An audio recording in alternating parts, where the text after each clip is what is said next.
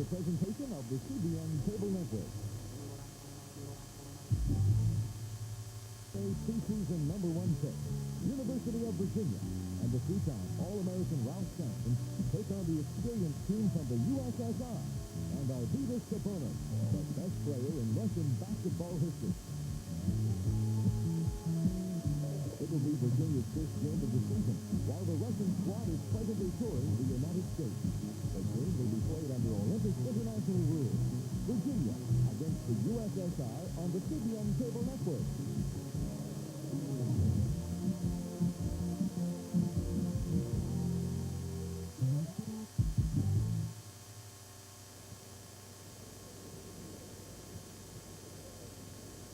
Live from the Richmond Coliseum in Richmond, Virginia. Good evening, everybody. The Soviet national team tonight takes on the University of Virginia. Hello, I'm Scott Hatch. And whether you're in the United States or in Brazil or in Mexico, wherever you're watching this international telecast, we welcome you. This has got to be the crown jewel of the Soviet tour, as tonight they face the preseason top-ranked team in America, the Virginia Cavaliers. Working alongside tonight is Dan Bonner, a Cavalier himself several years ago. And Dan, tonight we have the classic confrontation of the big men. 7-2 Arvydas Sabonis of the Soviet Union and 7-4 Ralph Sampson of Virginia. Well, 17-year-old Valdis Valters has certainly impressed everyone on this 1982 Soviet tour. He runs very well, he has a nice outside shooting touch, and he's a strong rebounder. He's going to be the principal nemesis this evening for Virginia's two-time National Player of the Year, Ralph Sampson. Generally considered to be one of the very best players to ever play college basketball, Ralph participated in an off-season weightlifting program and has added some upper body strength to his already formidable skills. Recently, Scott Hatch had an opportunity to go up to the University of Virginia and talk with All-American Ralph Sampson. Life, liberty, and the pursuit of happiness. These are the words that Thomas Jefferson used when he founded this beautiful University of Virginia in the early 1800s. Those words are still around, but now there are new words. Words like slam dunk, hook shot, and the pursuit of national championships. One of the reasons that this is such a fine basketball scene here at the University of Virginia is because of a 7'4" gentle giant named Ralph Sampson. In all the world of college basketball, there is no player that dominates the game like Ralph Sampson. He's been the unanimous choice for National Player of the Year honors the last 2 seasons, and he's expected to repeat that again this year. His dominance is evident in many areas, averaging 16 points a game, first in the Atlantic Coast Conference in rebounding and shooting percentage, first in slam dunk, first in block shots. Some say he is the best college player to come along in 20 years. What does Ralph Sampson think of that? I don't know. When people can say that, and that's their own opinion. All I'm out here trying to do is be the best I can be at 7'4", be able to do guard and try to do things that 7'4" people don't do. As far as getting the ball on the court, getting the light side, all just ordinary people. You'll just play basketball and you'll let everybody else figure out the other things. I'll try, yeah. I'm retired and 40 years old, I'll look back and say to myself, was I the best basketball player I could have been, and was I the best basketball player at the time? It's difficult to imagine multi-year contracts, paychecks in the millions of dollars. But Sampson has bypassed this fortune for 3 years now, and he's elected to finish college instead of signing with the NBA. And I asked Ralph if it was worth $1 million to stay in college. Well, it's like this. I never had $1 million. And I wouldn't know how much $1 million was. But the question is education worth $1 million? And I think that... We were just talking on camera a few minutes ago about coaching. You know, is anybody should want to play for it? If you had a choice. No. Totally non-binding, non-anything. Well, like play close to home. Yeah, that would be my long range or even short range goal to play for the Washington Bullets, just the closest coaching to my home. That would be, I guess, a coaching I would like to play for. Keep holding on to some Bible. Maybe, I don't know. This is the last season for Ralph Sampson at Mr. Jefferson's University. Most feel it will be his best. Virginia is ranked number 1 in the nation in virtually every preseason poll, an indication that a lot of people expect a national championship from this team. And they might just get it, the Cavaliers. A more sure bet, though, Ralph Sampson will be the next NBA franchise. And we'll be back.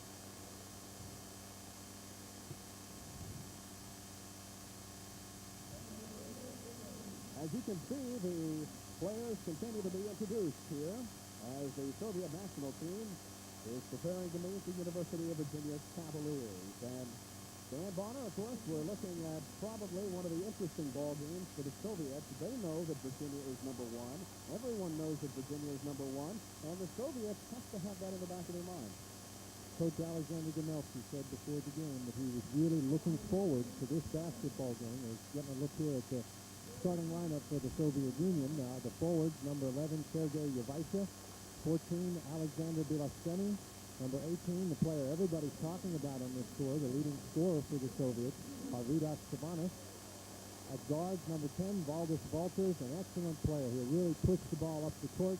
And at the other guard, number 15, Valdemar Tomičić, great outside shooter. You know, a lot of people don't really realize that these are extremely good ball players. In fact, I believe that one of the coaches, or a Washington coach, said if you put Arvydas Sabonis on any team in America, they'll automatically jump up and be a top 10 team no matter what the rest of the personnel around them is. That's a pretty strong statement. It's a pretty strong statement. We'll get an opportunity tonight, I think, to see how true that statement is. Sabonis obviously is going against the best there is in Ralph Sampson. Get a look at the University of Virginia starting lineup. The same starting lineup with the exception, of course, of number 34, Rick Carlisle, that they used last year. The 4 starters, the first 4, Craig Robinson and Tim Mullen at forward. Ralph Sampson and Othell Wilson are 4 of the 5 that were ended the season last year. Carlisle in place of Jeff Jones. Ralph Sampson and Othell Wilson, first team All-ACC at the end of the year, so you can see a lot is returning. Rick Carlisle, for those of you who follow college basketball, might remember him from the University of Maine several years ago. He set out last season, but had not a bad season in 80-81 up at Maine, I believe, averaging just a bit over 14 points a game. Virginia coaches are very high on Carlisle. They think he's an excellent floor leader, that he's a good basketball player. We're now having a moment's silence for the late Leah Dressy here.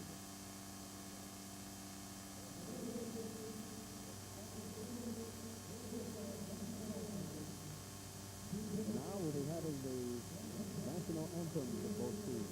First, from the University of Virginia Tech Band, the national anthem of the Soviet Union.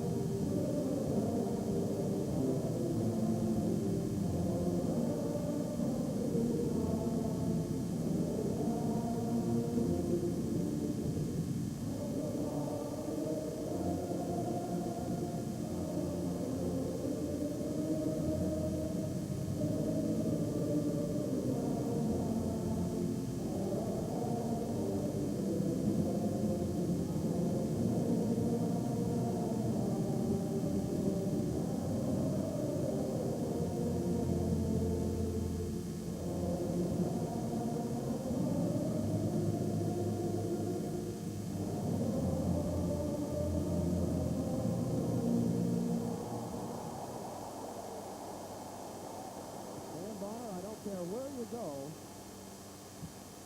the guys in Russia have got to be feeling awfully, awfully lonely to hear their Star-Spangled Banner being sung and so very, very far away from home. They've certainly had a tough trip. They are going to play 12 games in 21 days, and this is their second game in 3 days, or their second game in 2 days. They have another game tomorrow in Illinois. So it's been a tough grind. Alexander Gamaski said that he was very tired. His players were very tired. I think that's going to be a factor in tonight's game. I think Virginia will want to run them up and down the court and test that bench, which they have used sparingly. Of course, the Soviet colors are red, and we're looking they're wearing Carolina blue warm-up jerseys. Now, that's the same color of the University of North Carolina, the national champions. I don't know what Virginia will think about that, but I find that rather interesting. Well, the other interesting thing is that Soviet players are not all wearing the same warm-up design. There are a couple of them that have horizontal dark blue and light blue stripes.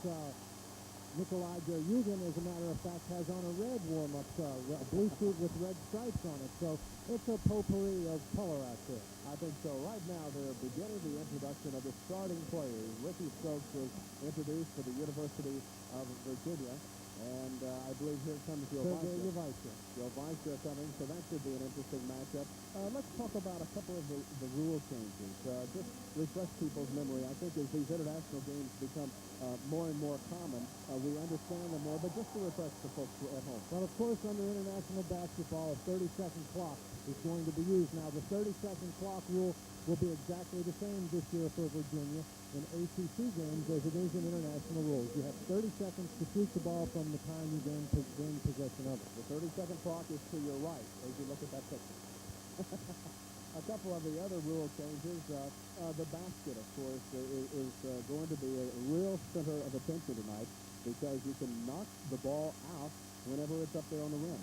Well, what would be called basket interference, whether offensive or defensive, in the NCAA is legal under international rules. You can hit the ball once it's in the basket, but if it's on the rim or in the imaginary cylinder, it's okay to either knock it out if you're defense and knock it in if you're offense. And probably, looking at the experience that Russia has with playing with us all the time, they will be much more adept at it than the University of Virginia. And I'm sure that there'll be certain instances tonight when Virginia would have had that opportunity, but not being used to that, playing it here in the United States, they might let a particular situation pass by. That might be true. Another difference you see is that the baseline of the foul lane, the 3-second lane, is 3.5 feet wider on each side of the lane at the baseline. It's a triangular design that is wider at the baseline and then comes up, and it's the same foul line length, but it's different. It's 3.5 feet wider at the baseline or right next to the basket. Okay, and as far I'll tell you what, I want to switch back here to the lineups that are being introduced at the moment because Ralph Sampson is set to be introduced, and you're going to hear the crowd go absolutely wild here at the Richmond Coliseum, which is just about 60 or 70 miles to the due east of the University of Virginia. So here you can hear the crowd building, and we'll just let you listen to it and watch it.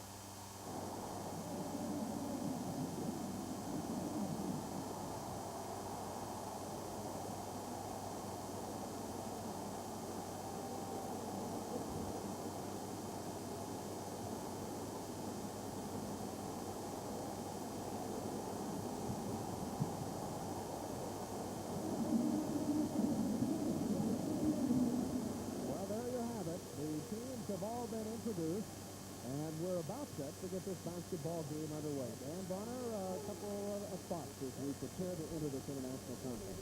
I think people who have never seen the Soviet Union play previously will be very entertained. The Soviet Union doesn't play the same type of conservative game that many American college teams play, and by that I don't mean that they just play quickly as opposed to slowing it down.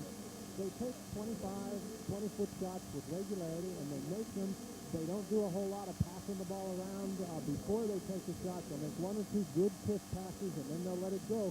Very entertaining to watch.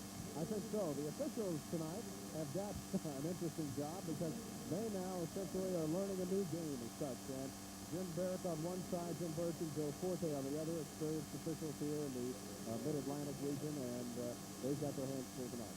One of the differences that we didn't talk about in the international rules, it'll come into play probably more frequently than any other except the 30-second clock, is the out of bounds. On a violation, the referee does not have to touch the ball. In American basketball, on a traveling call, a ball out of bounds, something like that, the referee must touch the ball before it can be inbounded. In international basketball, it's a live ball. The players can get it, run it down the sideline, and throw it in.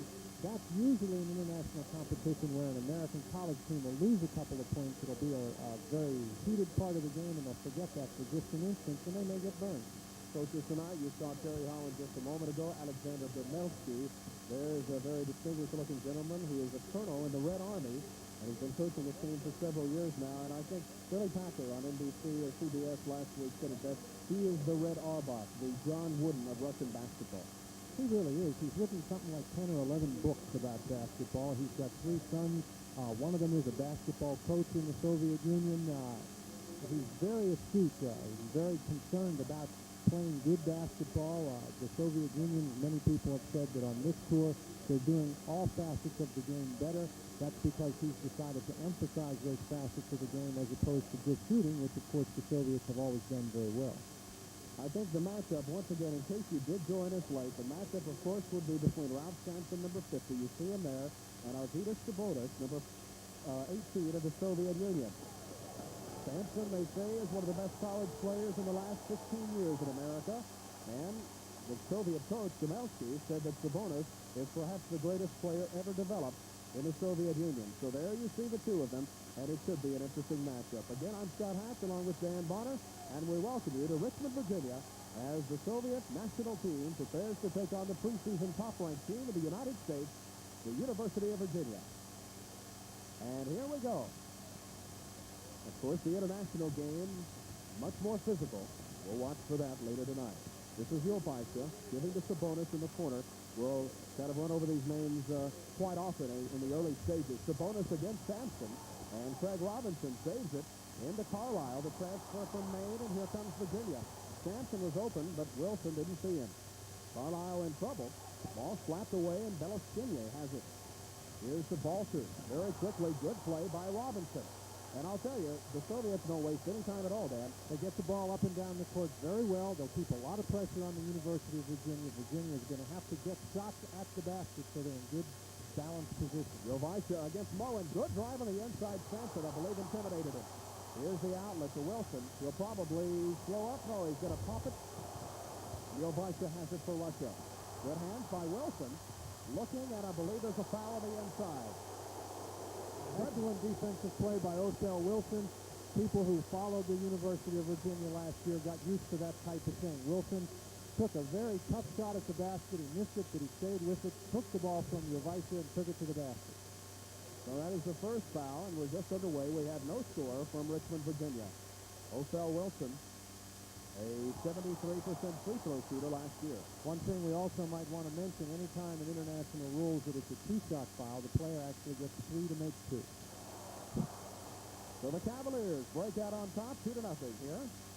Virginia's in a man-to-man defense. They tried to show a little bit of pressure down court on that particular occasion. Sabonis against Sampson, but he took too many steps. Now here Virginia getting the ball in quickly, trying to take advantage of the international rules. But the Soviets back. Mullen trying to go into Sampson. However, it was off the fingertips of Beleskinier, and MoeDee, the University of Virginia's basketball. Wilson, the all-ACC guard, feeding into Carlisle. Now the Soviet Union is in their matchup zone. It's a 3-2 or a 1-2-2 look. They change defenses quite often. They are in a man-to-man now. They showed that zone look, but then went to the man-to-man. Masked it a bit. Here's Wilson. Still at long range, and of course, I don't know if he's forgotten about the 30-second clock or not. Well, there's 5 seconds left on the shot clock. Wilson giving this side to Mullen,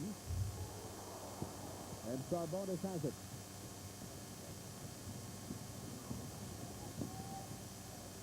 Soviet Union trailing Virginia. We are just underway here from Richmond, Virginia. Here's Homicic. Homicic the forward, and Ralph Sampson on the board. Here's Othell Wilson. He'll pop it. And Virginia's quite cold tonight. They'll be starting out. Here's the Soviets who like to run.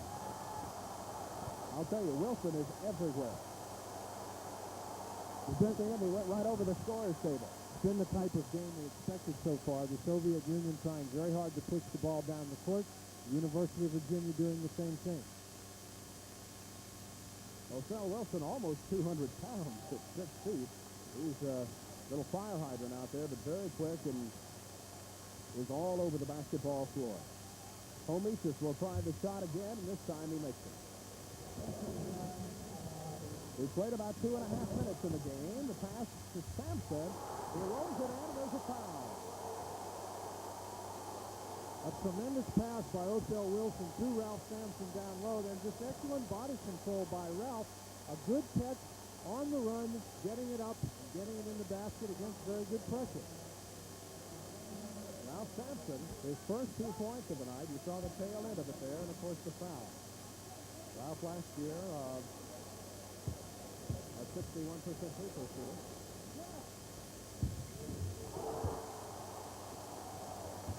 Ralph now giving Virginia a 5-2 lead. Here with 17:40 remaining in the first half. Valters was driving, but I believe Wilson got him from behind. Valters is deceptively quick. He doesn't look like a real quick player, but as he demonstrated to Othell Wilson that time, gave a little stutter dribble out on the side, and Wilson just got him back on his heels a little bit, and he went to the basket and got the foul. Here's Valters, the point guard, penetrates as the Soviets do very well. Robinson has the rebound. And the Cavaliers, a 3-on-1 to Mullen. And Mullen is fouled. An excellent job by Othell Wilson. Ralph Sampson did a good job getting out in the lane.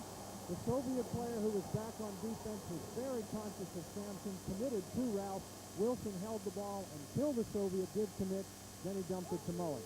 Here you get an opportunity to take a look at it. You can see Ralph Sampson at the bottom of your picture filling that opposite lane. Wilson looks at him, dishes the ball to Mullen. Excellent play. And the Soviet Union's coach Alexander Domelsky wants to talk things over. With 17:27 left to play in the first half, our score is Virginia 7 and the Soviet national team 2.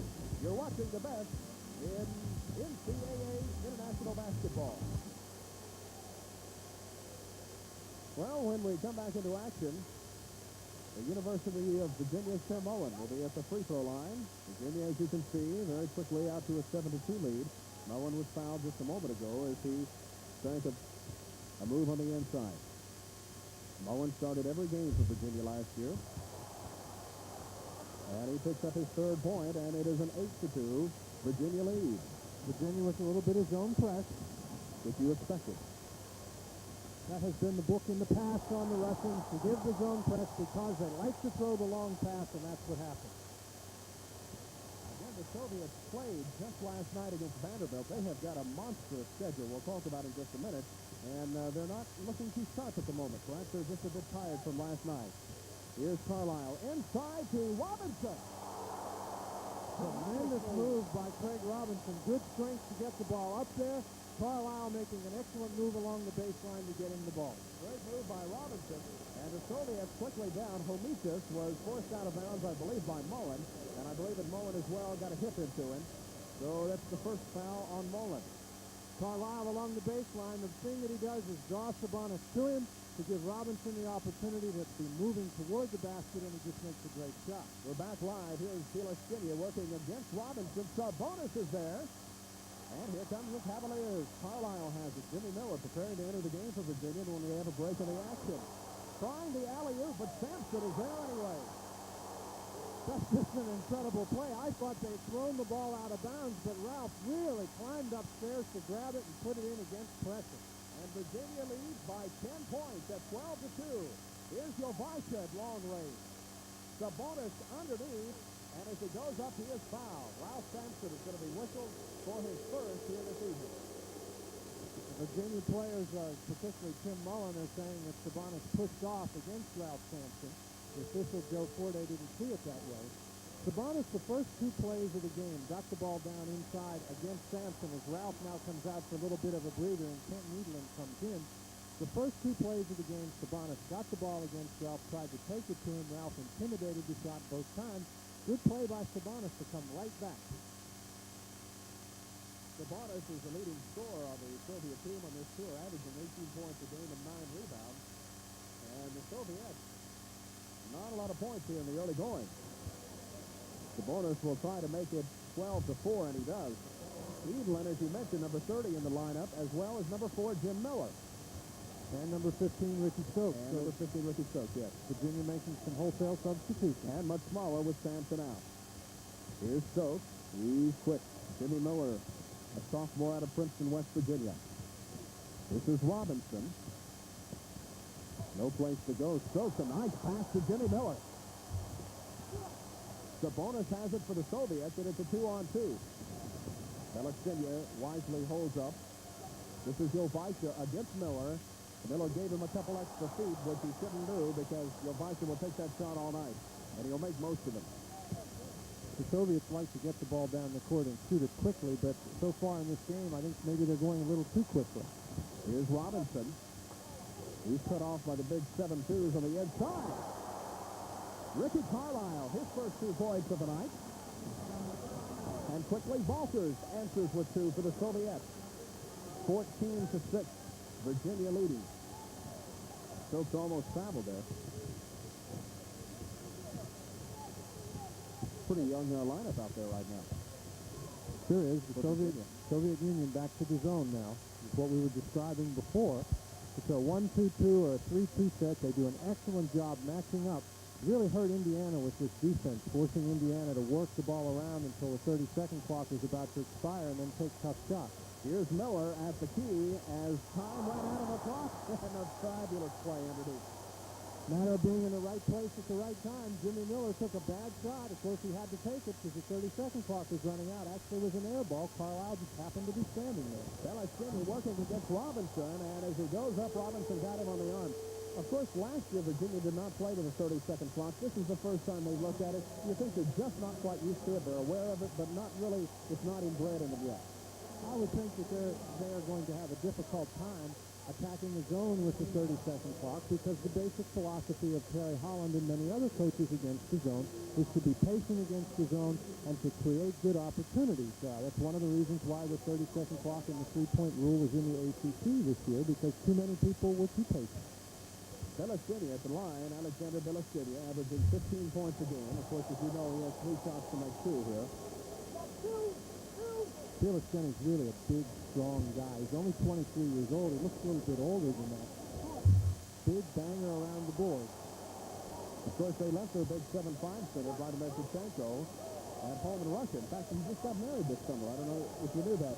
He got married to 17-year-old Semenova, who plays on the Soviet women's team. No, I didn't know that. I do now. It's nice to know. 16-7 as Valters hits one. Trying to go into Sampson, who re-entered the lineup. And I believe Sabonis was guilty of reaching over. Virginia looks to get the ball in. Sabonis does not agree with the call. Alexander Danelski, who you see there, probably doesn't either. Sampson had good position down inside. Sabonis reached from behind, and normally, even if that isn't a foul, it looks like one, so that's going to be the call. 14-22. We're in the first half in Richmond, Virginia. The Cavaliers with the basketball and the Soviet national team. We welcome you wherever you're joining us around the world. Soviets continue in the zone. Virginia having a little bit of difficulty with it. Stokes, good hands. This should be 2 here. Here's Homikas. Homikas drives. Oh, what a tremendous play by Stokes. Wilson. Here's Miller. Great play by Ricky Stokes. He lost the ball, but he never gave up on it. He almost stole it at midcourt and then came back and blocked the shot. Absolutely fabulous. Sabonis against Sampson. Sampson intimidated him. Homikas will try his luck, and the Soviets are ice cold. Stokes. There's a foul on Homikas as he is going for the basketball. I'll tell you, that Stokes, that was one of the better plays I've seen even in last season.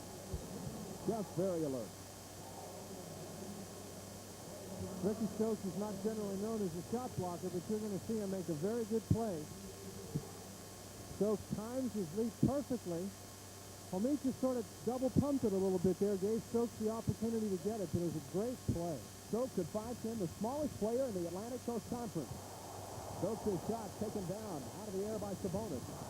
Sampson picks the basketball off. Robinson has it, and he gives to Stokes, and here comes Virginia. Wilson moving underneath has the partially blocked shot by Sabonis. Out of bounds, it will go to the Soviet Union. Very difficult play by Othell Wilson. He didn't really have anything to do once he got in there against the two big guys. Just threw up a prayer. 12:59 remaining here in the first half. Virginia with an 18-7 lead. We have a new player in the game. He is number 12, Jose Beryusov, for the Soviet Union. Beryusov, number 12. Foul inside against Kent Needland. He was trying very hard not to trail Alexander Bielosteny across the lane. Virginia, I think we've just seen with Beryusov coming in the basketball game. He's the first Soviet sub. Virginia has been substituting liberally.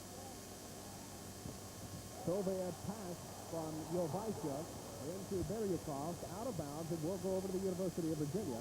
And, of course, there you saw that the officials do not necessarily have to touch the ball in certain instances. Miller has his shot blocked. There's a scramble and a jump. Probably Kent Needland will be going against the bonus. This, of course, is another difference between international rules and NCAA rules. On that type of a play in the NCAA, the ball alternates possession.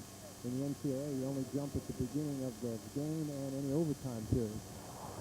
So patted, but it was knocked out of his hands when he came down. Jovaisha feeding now to Valters, the point guard, who would much rather pass than shoot. This is Sabonis. Nice pass into Beryusov, and there's a foul on the inside against Virginia. That was a fine pass. They got an opportunity to see the Russian offense work that time the way they like to do it. They spread out the court. They like to hit their big men. Either the big men are going to make a move to the basket or they're going to create opportunities for the smaller players. And that time, Beryusov got the ball inside the Sabonis, cut to the baseline, was open. Beryusov averaging 6 points a game on this 15-team tour here in November around the nation. He makes it 18-7. And he'll have one more try. Now, I've got a little bit of a problem here. Rick Carlisle is trying to get in the game for Virginia. He cannot. The only player who can be substituted during a free throw is the free throw shooter. Now, if the free throw shooter's team decides that they're going to substitute, then the other team can substitute. 12:26 remaining here in the first half. Virginia leads it 18-6, and they lead it over the Soviet national team. And we will return to Richmond, Virginia in just a moment. There you see the Cavaliers of the University of Virginia with 12:26 remaining in the half. They are out on top of the Soviet team by a 9-point edge. Dan Bonner, anything that surprises you here? Nothing is particularly surprising at this point. The Soviet Union is going with a very short bench. They've played 6 men so far. We expected that. Virginia has tried to run up and down. That's been expected too. That's where they were the best last year, and I'm sure that'll be their style when it can be this year. The Soviet Union has slowed Virginia down a little bit. Virginia was really rolling early in the game. The Soviets have gone to the zone, and that's taken the Cavaliers out of their game a little bit so far. Virginia opening up with Eaton, Miller, Sampson, Stokes, and Carlisle. The Soviets steal and show you very quickly how they can come back. 4 points for Beryusov. Here's a steal, and very quickly the international rules take over. Richmond almost got caught sleeping there. Virginia did rather. Sampson high to clear the boards and says, enough of this, let's slow it down and play the American way. Here's Carlisle. Really in trouble. That zone really picking up. That fast zone. Virginia's going to have to slow things down here. Looks like Jovaisha might have gotten a finger in his eye. Got a Sampson elbow in his face is what he got. Virginia would like to play quickly, but not in a hurry, and there's a big difference there. I'd like you to explain that here in just a minute. Carlisle going up, and Bielosteny felt that he got most of the ball, but the official says, nope, you got him on the body as well. Explain that if you would. Virginia would like to move the ball up the court quickly. To create good opportunities, you don't necessarily have to pass the ball around for a long time before you create good opportunities. Carlisle once again taking the ball down along the baseline. Gets very fortunate here that a foul is called because he really had no place to go. Bielosteny doing a nice job. He came over with the arm and got a foul called. When you're hurrying with the ball, as opposed to playing quickly, you're running down the court and just throwing up the first thing that's there, and that's not what Virginia wants to do. They're a little bit disorganized the last few times down. Rick Carlisle, a junior out of Ogdensburg, New York, transferred from the University of Maine 2 years ago. Carlisle has 6 points on the night. The Cavaliers lead 20-11 over the Soviet national team. And we're roughly halfway here in the first half of play from Richmond, Virginia. Bilyukov against Carlisle. And Edelin has it for the Cavaliers. Carlisle is going to be a great addition to this Virginia team. Here's the pass into Sampson. He likes that shot. Intimidated just a bit by Sabonis. Bilyukov has it for the Russians. Ralph, I think, was a little impatient. Sabonis had excellent defensive position. A turnaround jumper from there with a hand in the face is a tough shot. Sure is. Bilyukov into the young 18-year-old Sabonis. Fine pass to Belistinier. Great pass, or Belistinier, rather. Sergei Belistinier, Alexander Belistinier. A fine pass that time from Sabonis. Sabonis showing you what kind of ability he has. He turned. He wanted to take the shot against Ralph Sampson. He'll go. Notice he really wants, gets Ralph up in the air. Ralph still in good position. He waits, is very patient, though. Finds Belistinier down inside against Edelin, who commits the foul. Belistinier, so far on the Soviet tour, hitting 65% of his free throws. The Soviet Union climbed right back in the game. Virginia up by 6. They did have a 10-point lead at one time. 10:40 remaining in a half. Kenny Johnston now, number 33, is in the lineup for the University of Virginia. He was trying to go to Sampson, but Russia's Valters got a hand in on it. Here's Moen to Carlisle. Bilyukov is on him. Back out to Johnson. He's taken over the point now, as Othell Wilson and Ricky Stokes have left the lineup momentarily. Johnson looking for Sampson on the inside, but they've got him bottled up pretty well. In fact, they got him sandwiched in there between Belistinier and Sabonis. But shots like that will bring him out in a hurry. It's a real tough shot. A very nice shot by Kenny Johnson, but that's a real tough shot. If the Soviet zone can limit Virginia to that kind of shot, we're really going to have a ball game. I tell you what, Sabonis, the 18-year-old, can't beat that. Sabonis with 4 points now. And it's a 6-point Virginia lead. An errant pass by the Cavaliers, but they get it back. Moen, here's Johnson. Sampson has in the corner, and Carlisle is wide open. Good ball movement by the University of Virginia. Created a good shot for them. Ricky Carlisle, 6'5", 210-pound junior, is the leading scorer right now in the game with 8 points. Welcome to America, Ralph Sampson says. Moen, good move inside, and there's going to be a foul, I believe, a charge against Moen. He ran into Bilyukov there on the baseline. Moen made a good move along the baseline, but Bilyukov had position. It was the proper call by the official. On the Ralph Sampson block, the person that really made the play go was Othell Wilson. He came down inside, forced Belistinier to hurry his shot a little bit. Ralph was able to get it. We have a foul on Moen against Kulice. And very quickly, my figures have Moen with 3 quick fouls. Of course, he just had one down on the other end of the floor. Domelsky now sending Voldemar Tomikas back in the ball game whenever there's a break, and sitting down will be Valdis Valters. There's Jovaika. He's at the line. He is a 28-year-old player. And Jovaika hits a pair. That's his 4th point tonight, 24-18. 9 minutes and 5 seconds remaining here in the first half. Moen gets from behind, but Carlisle turning move inside. Good inside passing. Nice job by Craig Robinson to get it into Carlisle. 10 points now for Carlisle. He is the only Cavalier in double figures. Robinson going for the basketball, knocked it out. It will remain in the possession of the Soviet Union. Jovaika, Sergei Jovaika. The Virginia players did a nice job rotating toward the ball that time to try to help out, showing their quickness. Robinson getting a hand on it. Belistinier to Bilyukov. Carlisle kept him off. Let's set it up again. Here's Sabonis. Gets the step on Sampson. I believe he took steps or stepped out of bounds. Stepped out of bounds. Virginia hurries the ball in. But the Soviets are back. The alley-oop to Sampson, and he just missed it. Tomikas quickly. Jovaika was wide open down the floor. However, Tomikas could not find him. Got a foul on Mullen. The crowd reacting a little bit. Ralph Sampson, as he came down from that alley-oop attempt, came down on top of Jose Berryakov. Berryakov pushed him. We're going to see the attempted alley-oop. Boy, here comes everybody in the lineup. This is really a tough play. That's from half court. And as Ralph comes into your picture, you'll notice that he's surrounded by Soviet players.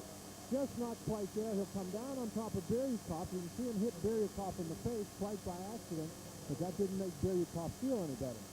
Now yes, he did. The University of Virginia now has a whole new lineup in. Ken Edelin, number 30. Dan Merrifield, number 51. Stokes, number 15. Number 44 is a young freshman, Ken Limbiot. And also Jimmy Miller, number 4, is in there for the University of Virginia. Jimmy Lambiot, the only new, in fact, the only freshman on the Virginia lineup. You'll see him, he's number 44, a freshman, out of Woodstock, Virginia, Central High School. The missed free throw, and here come the Cavaliers. Ricky Stokes giving to Merrifield. We'll try to identify these players as we go until you get used to them. Evelyn back to Merrifield, into Stokes, number 15. Lambiot working along the baseline. You can't see him in the screen. He had the ball and lost it out of bounds. The Soviets have it. 7:58 remaining first half. This is Berryakov. Into Sabonis. They should work on him now that Sampson is out of the game. Bilasquenier put the basketball up, and it was an offensive foul on Bilasquenier. Bilasquenier can't believe the call, but he did elbow inside. Joe Forte called it. And we have a break in the action. Yes, we do. With 7 minutes and 50 seconds left to play in the first half. Our score, Virginia 26, the Soviet national team 19. You're watching the best in international basketball. Back at the Richmond Coliseum, along with Dan Bonner, I'm Scott Hatch. Some 10,000. And where's that number at there? 10,760. Fonte, we have here tonight at the Coliseum. I've had enough problem with just these pronunciations. Don't throw any more numbers at us. Virginia still with that relatively new lineup in. Here's Merrifield. And the Soviets feel it. Boy, they do this so well. Jovica. And he got robbed of one there. Ken Edelin has it for the University of Virginia. Jovica staying back, offers just enough pressure to bother you. Some of the fans thought that he perhaps reached over the shoulder, but no call. Virginia still hasn't solved the Soviet zone. They look tentative. Soviets still staying within striking distance. Only a 7-point game. Ken Lambiot, the freshman, stepped on the end line. And here come the Russians. Valdis Valters, number 15 with a basketball. He gives to Jovica. Stokes, littlest man on the floor, has it, but he ran into one of the Soviets. However, they're going to call it against the Russians. Valdis Valters picking up his first foul of the evening. Valters got right up against Ricky Stokes, right in his hip pocket, actually. As Stokes turned around, he ran into Valters. And even in international rules, that's not a change. You have to give that man a little bit of room. 26-19. Jose Berryakov back in the game for the Soviet Union. Sergei Jovica sits down, take a rest. Lambiot saw an opening and took it in. Miller was battling with Sabonis for the rebound. However, the Soviets come up with it. They give to Valters, who is the point guard. Valters. This is Berryakov from the side. Sabonis and Miller were battling, and I believe Jimmy Miller backed in. No, they're going to call it on Sabonis. And that's a good call. Miller very conscious of Sabonis' presence inside. As the shot went up, he turned around, he found his man, he got his back up against him. Sabonis was forced to come over the top. Ralph Sampson preparing to come back in the lineup for Virginia, along with Rick Carlisle. And I believe an indication you can't see Jimmy Miller really creates the play before what you can see here by taking the step toward his man, blocking him out, forcing him to come over the back. Now that's the 9th foul of the half against the Soviet Union. So from now on, Virginia will be shooting 2 shots. It's not a 1-on-1 situation. They'll have 2 shots. And Miller is the man to step to the line, looking to increase Virginia's 7-point lead. Jimmy Miller and I lived in the same hometown in Princeton, West Virginia. I did play-by-play for the high school whenever he was a sophomore. He had fluffy long hair then, and looks like he's got a permanent tonight. Fine ball player. Was the player of the year in West Virginia. Led Princeton High School to a state championship. Miller did get one of them. That is his third point of the night. It is 27-19, Virginia. Virginia showing a little bit different kind of pressure that time. They're in man-to-man. Here's Valters. Homicius. Homicius in trouble. He's cut off. He goes back to Valters. Into Villastigny. Sampson is there for the rebound. Here's Carlisle. Carlisle holding up. Sampson was out of position or he would have gone to it. New player in the ball game is Doug Newberg, number 32. Newberg, number 32. This is Carlisle. The big guys inside are very conscious of Ralph Sampson. Sampson right at the moment is standing next to Sabonis, but Villastigny is looking that way constantly. They know who he is. Newberg feeding back out front to Carlisle. Not a good shot, out of his range. There's a scramble, and I guess a jump ball. Sampson is, no, I beg your pardon, that's Evelyn on the floor. And Alexander Villastigny will be moving in against him. Villastigny is 7'2", as you get a look at the Virginia bench. And Kent Needland. Doug Newberg's is 6'7". Doug Newberg's entry into the game has now meant that every player who's dressed tonight for Virginia has played. Ringo Smith, the only other player on the roster, has a sprained ankle and is not dressed tonight. So scoring on the alley-oop to Ralph Sampson. And I believe a goaltending call is going to be against the Soviet Union, and Sampson has his 7th point of the night. Sabonis is mad. He doesn't think that was goaltending. One point that was brought up on the CBS telecast on Monday, double dribble, is the foul against Russia. And you can see Ricky Stokes trying to get the ball from Valters. That's really an interesting play.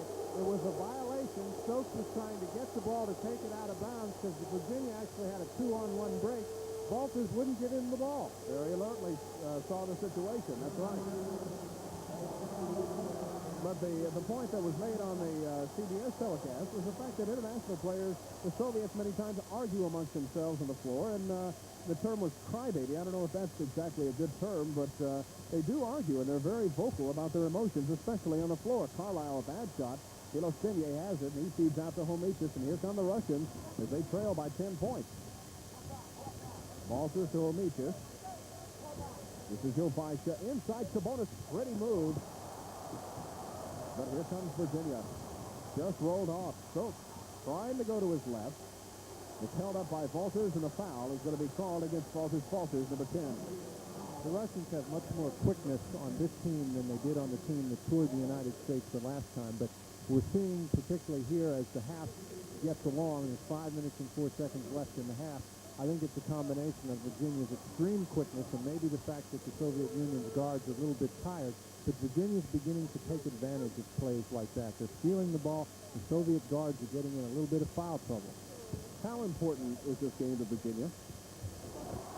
That's really hard to say. I really think that the Virginia players, knowing that they're ranked number 1, would want to come out here and just really buck the Soviet Union, show everybody, hey, look, we are number 1. But it is a preseason game. Virginia's obviously trying to play everybody on the roster, see what people can do. And you have to keep in the back of your mind all the time that it is a preseason game. They don't have to win. But this is one Terry Holland would like to have. I'll guarantee you that. Virginia applying some excellent pressure. Stokes, though, just a little bit too close to Jovaisha, and the foul is going to be called on Ricky Stokes, and that is his first. They have the 10th foul on the University of Virginia here in the first half. Virginia trying to pressure the Soviet Union all over the basketball court. Ricky Stokes almost gets one. Jovaisha didn't see him there.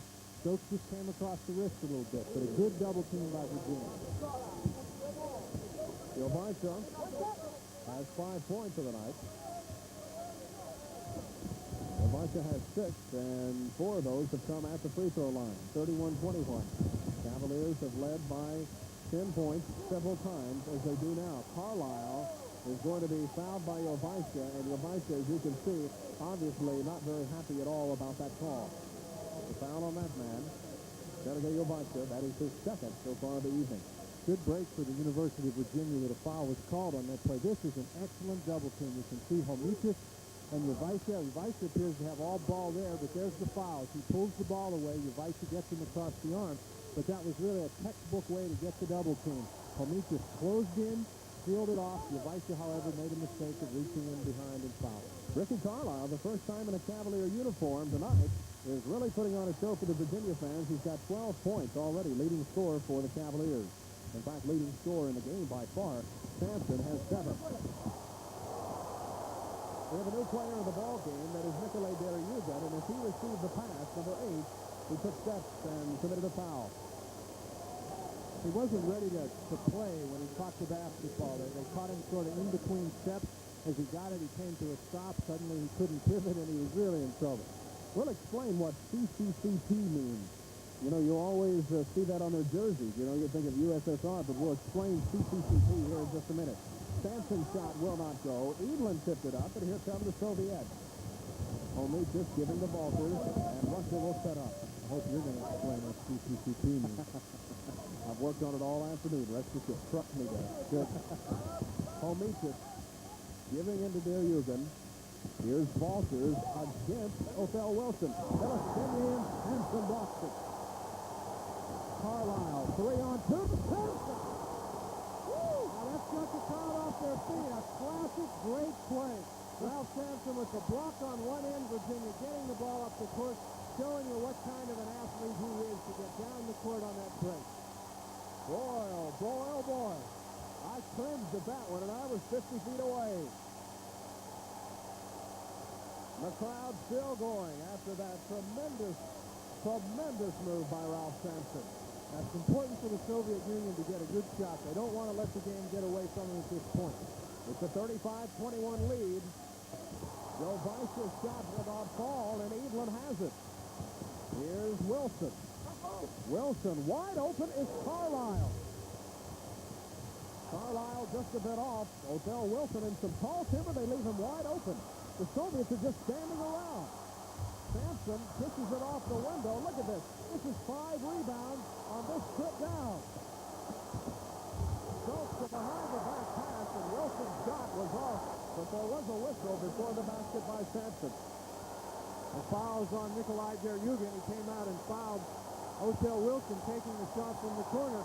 The Soviet Union is just tired. They are really exhausted, and I think you could see it on that particular series. And they want to talk things over with 3:05 left to play in the first half.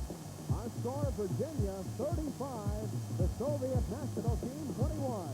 You're watching the best in international basketball. 35-21. We're back in Richmond, Virginia. I'm Scott Hatch. Dan Bonner. Gomelski called a timeout. What did he tell him? I think he wanted to tell him to just calm down a little bit. That he said that the Soviet Union had to get a good shot the last time down the court. Uvaicha didn't. Here we're going to get an opportunity to see a tremendous play by Ralph Sampson. Excellent pass inside to Bellasceni, but when you have a guy like Ralph Sampson, that erases it all. Virginia got the ball down the court very quickly. Carlisle back to Sampson with the big windmill dunk. Never get tired of watching that play. Ralph Sampson, the consensus player of the year the last 2 seasons. And I think he surprised just about everyone by finishing his college career here at Virginia. Well, that's probably true. Everybody was sort of the opinion that he would go, but he's been a tough guy to figure with that particular decision every year since he's been in school. So he showed on that last play, that dunk, why he is such a great player. It's because he gets up and down the floor so well. Of course, he's got a lot of other abilities, but there's a lot of big guys that just don't get up and down the court. This is Kenton Evelyn, number 30 for Virginia. Well, he didn't even come close to that one. Evelyn, a junior out of Alexandria, Virginia, went to Mayfield High School. Normally, about a 60% free throw shooter. And he's 0 for 2. Moen has it, though, for the Cavaliers. 3 minutes exactly remaining here in the half. Quick hands on the inside. The Soviets have the basketball. Quickly, Uvaicha. Trying to go on the inside, but it was swatted away, and it will remain in the hands of the Soviet Union. In that last series, Virginia had 5 shots at field goals and then 2 free throws, and they came away with nothing. Homitis working against Kenny Johnson, and Johnson is guilty of overguarding. That is Johnson's first foul on the night. You can notice Ralph Sampson's out of the game. Jimmy Miller's out of the game. You have Tim Mullen in there, Johnson in there, Othell Wilson sitting down. Virginia continues to use a lot of substitutes. Yugen back in. Bielesteny comes out. It's the first break Bielesteny has had. He's got to be a little bit tired. Well, he looks tired. He really does. Valdis Valters at the free throw line. Valters with 3 points. There you see Bielesteny on the bench. Valters with 4. And it is a 12-point Cavalier lead, as you saw.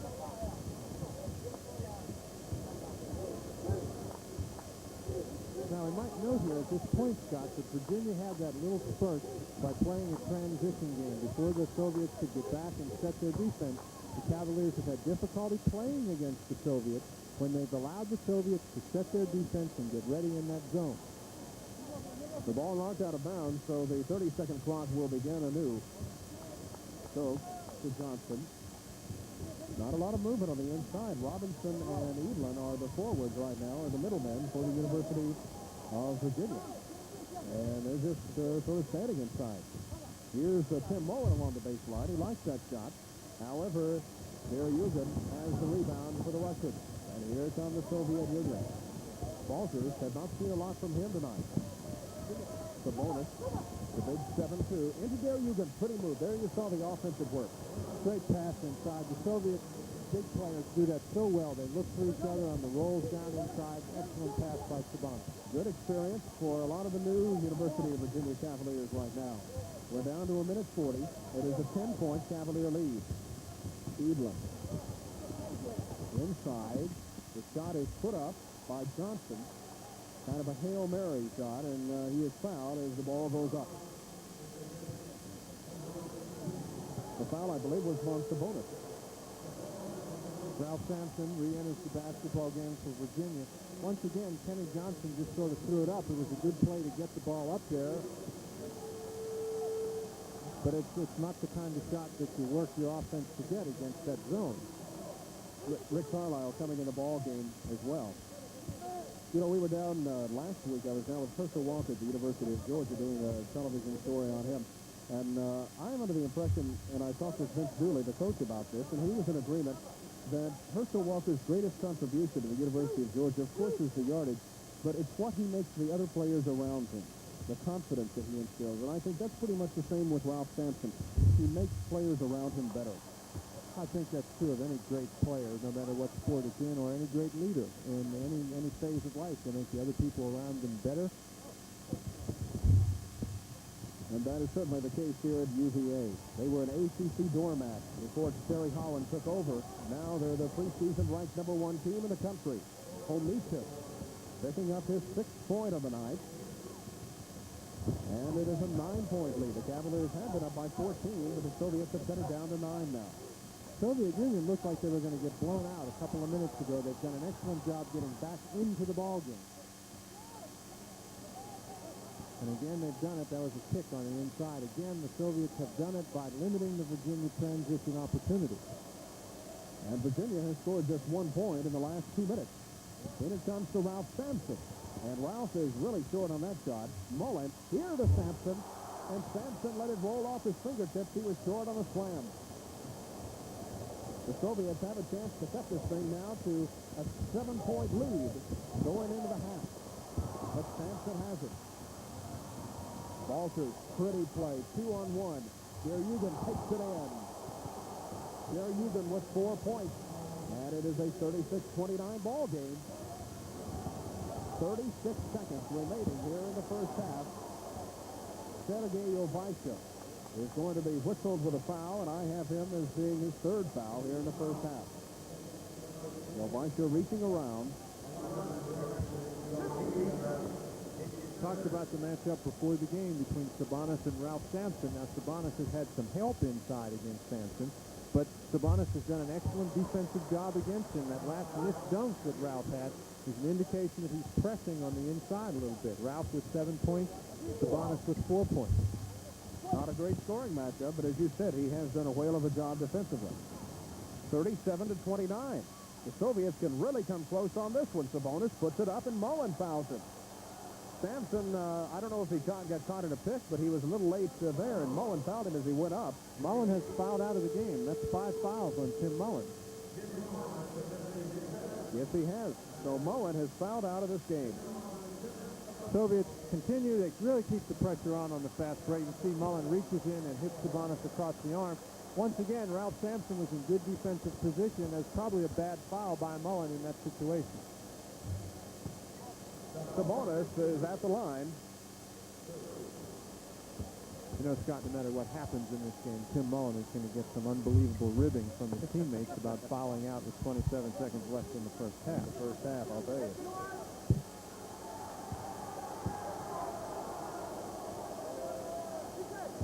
Sabonis has one more shot, and under international rules, 3 to make 2.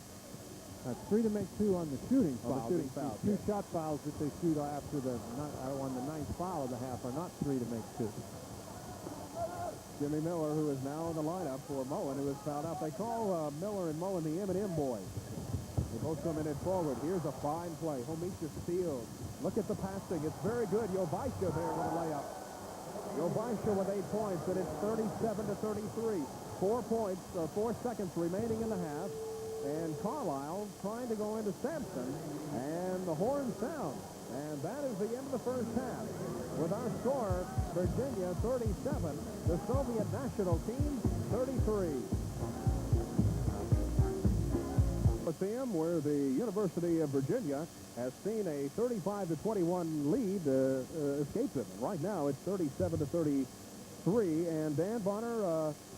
Some sloppy play, perhaps, at the end by the University of Virginia. Well, a little bit of that and some excellent play by the Soviet Union. Yes. They were down by 14 points at Virginia at 35-21. It looked like they might get blown out of the basketball game. They did an excellent job coming back. They were able at that point to make Virginia play against their set defense, and they have demonstrated tonight that as long as they can do that, they can stay in the basketball game. Of course, as we were alluding to earlier in the ball game, Sabonis and Sampson, and you were talking about the excellent defense that Sabonis seems to have put on Sampson for much of the first half. He's getting a lot of help inside from Alexander Bilasteny and Nikolai Deryugin. When Deryugin is in the basketball game, they're making it, the outside people are making it difficult to find a passing lane to get him the ball. But when Sampson has had the basketball, he hasn't done much with it. Dan Bonner, you can certainly tell that he's the one that played basketball, and I'm the one that played football. It looks like tattoo here sitting beside you. We'll be back with more halftime activities from the Richmond Coliseum in Richmond, Virginia, right after this message. Richmond Coliseum, it is produced by the Nike Athletic Shoes people, and we have a look at one of the great athletes in the world, Carl Houston, or Carl Lewis of the University of Houston.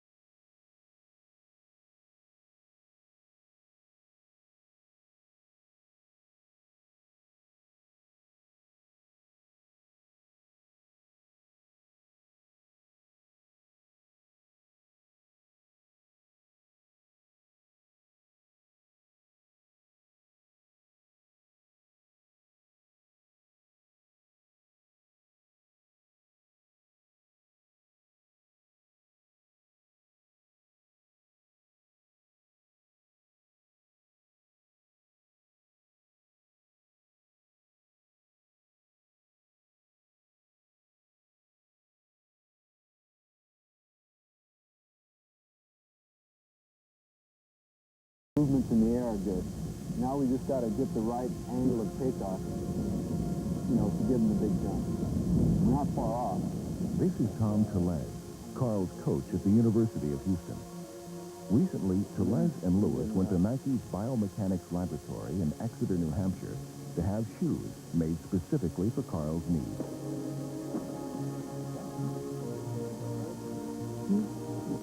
Using special cameras and high-speed film, Nike's researchers, led by Dr. Tom Clark, collected information that would be crucial in the making of a shoe. We don't have any idea of how much force is being exerted, or what the speed of the foot is coming into the relative to the board, whether he's brought it to a stop or what speed he's moving forward relative to the board. We don't know any of that stuff, so it's just we're really just getting some fundamental information that can help us. The final series of tests involved a system that measures the impact of the foot with the ground. Called force platforms, these impact measuring devices are interfaced with the laboratory's computers.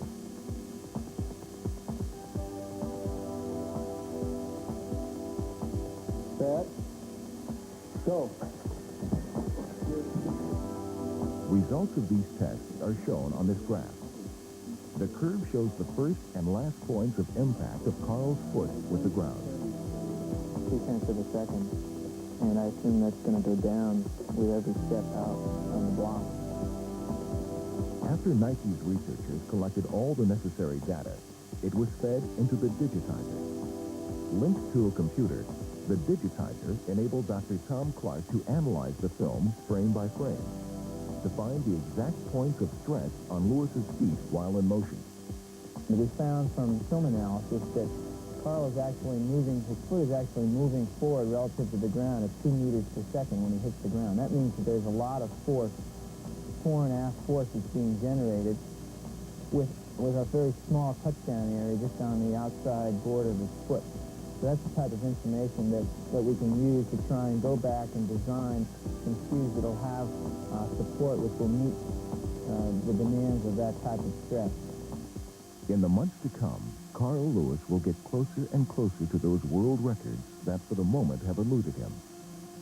And Nike's research team will be right there, working with Carl to realize his dreams.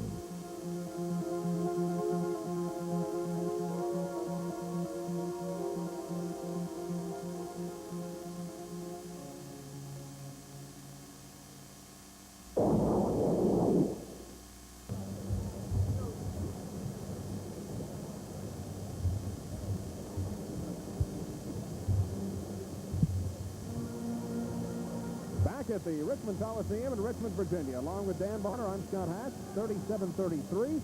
And, Dan, Virginia had a chance to blow it away. In fact, with just 3 minutes less than a half, a 14-point lead. But they scored 2 minutes in the last, 2 points rather in the last 3 minutes of play. Coach Gomelsky from the Soviet Union called a timeout at that point, made a substitution, got Sabonis back in the basketball game.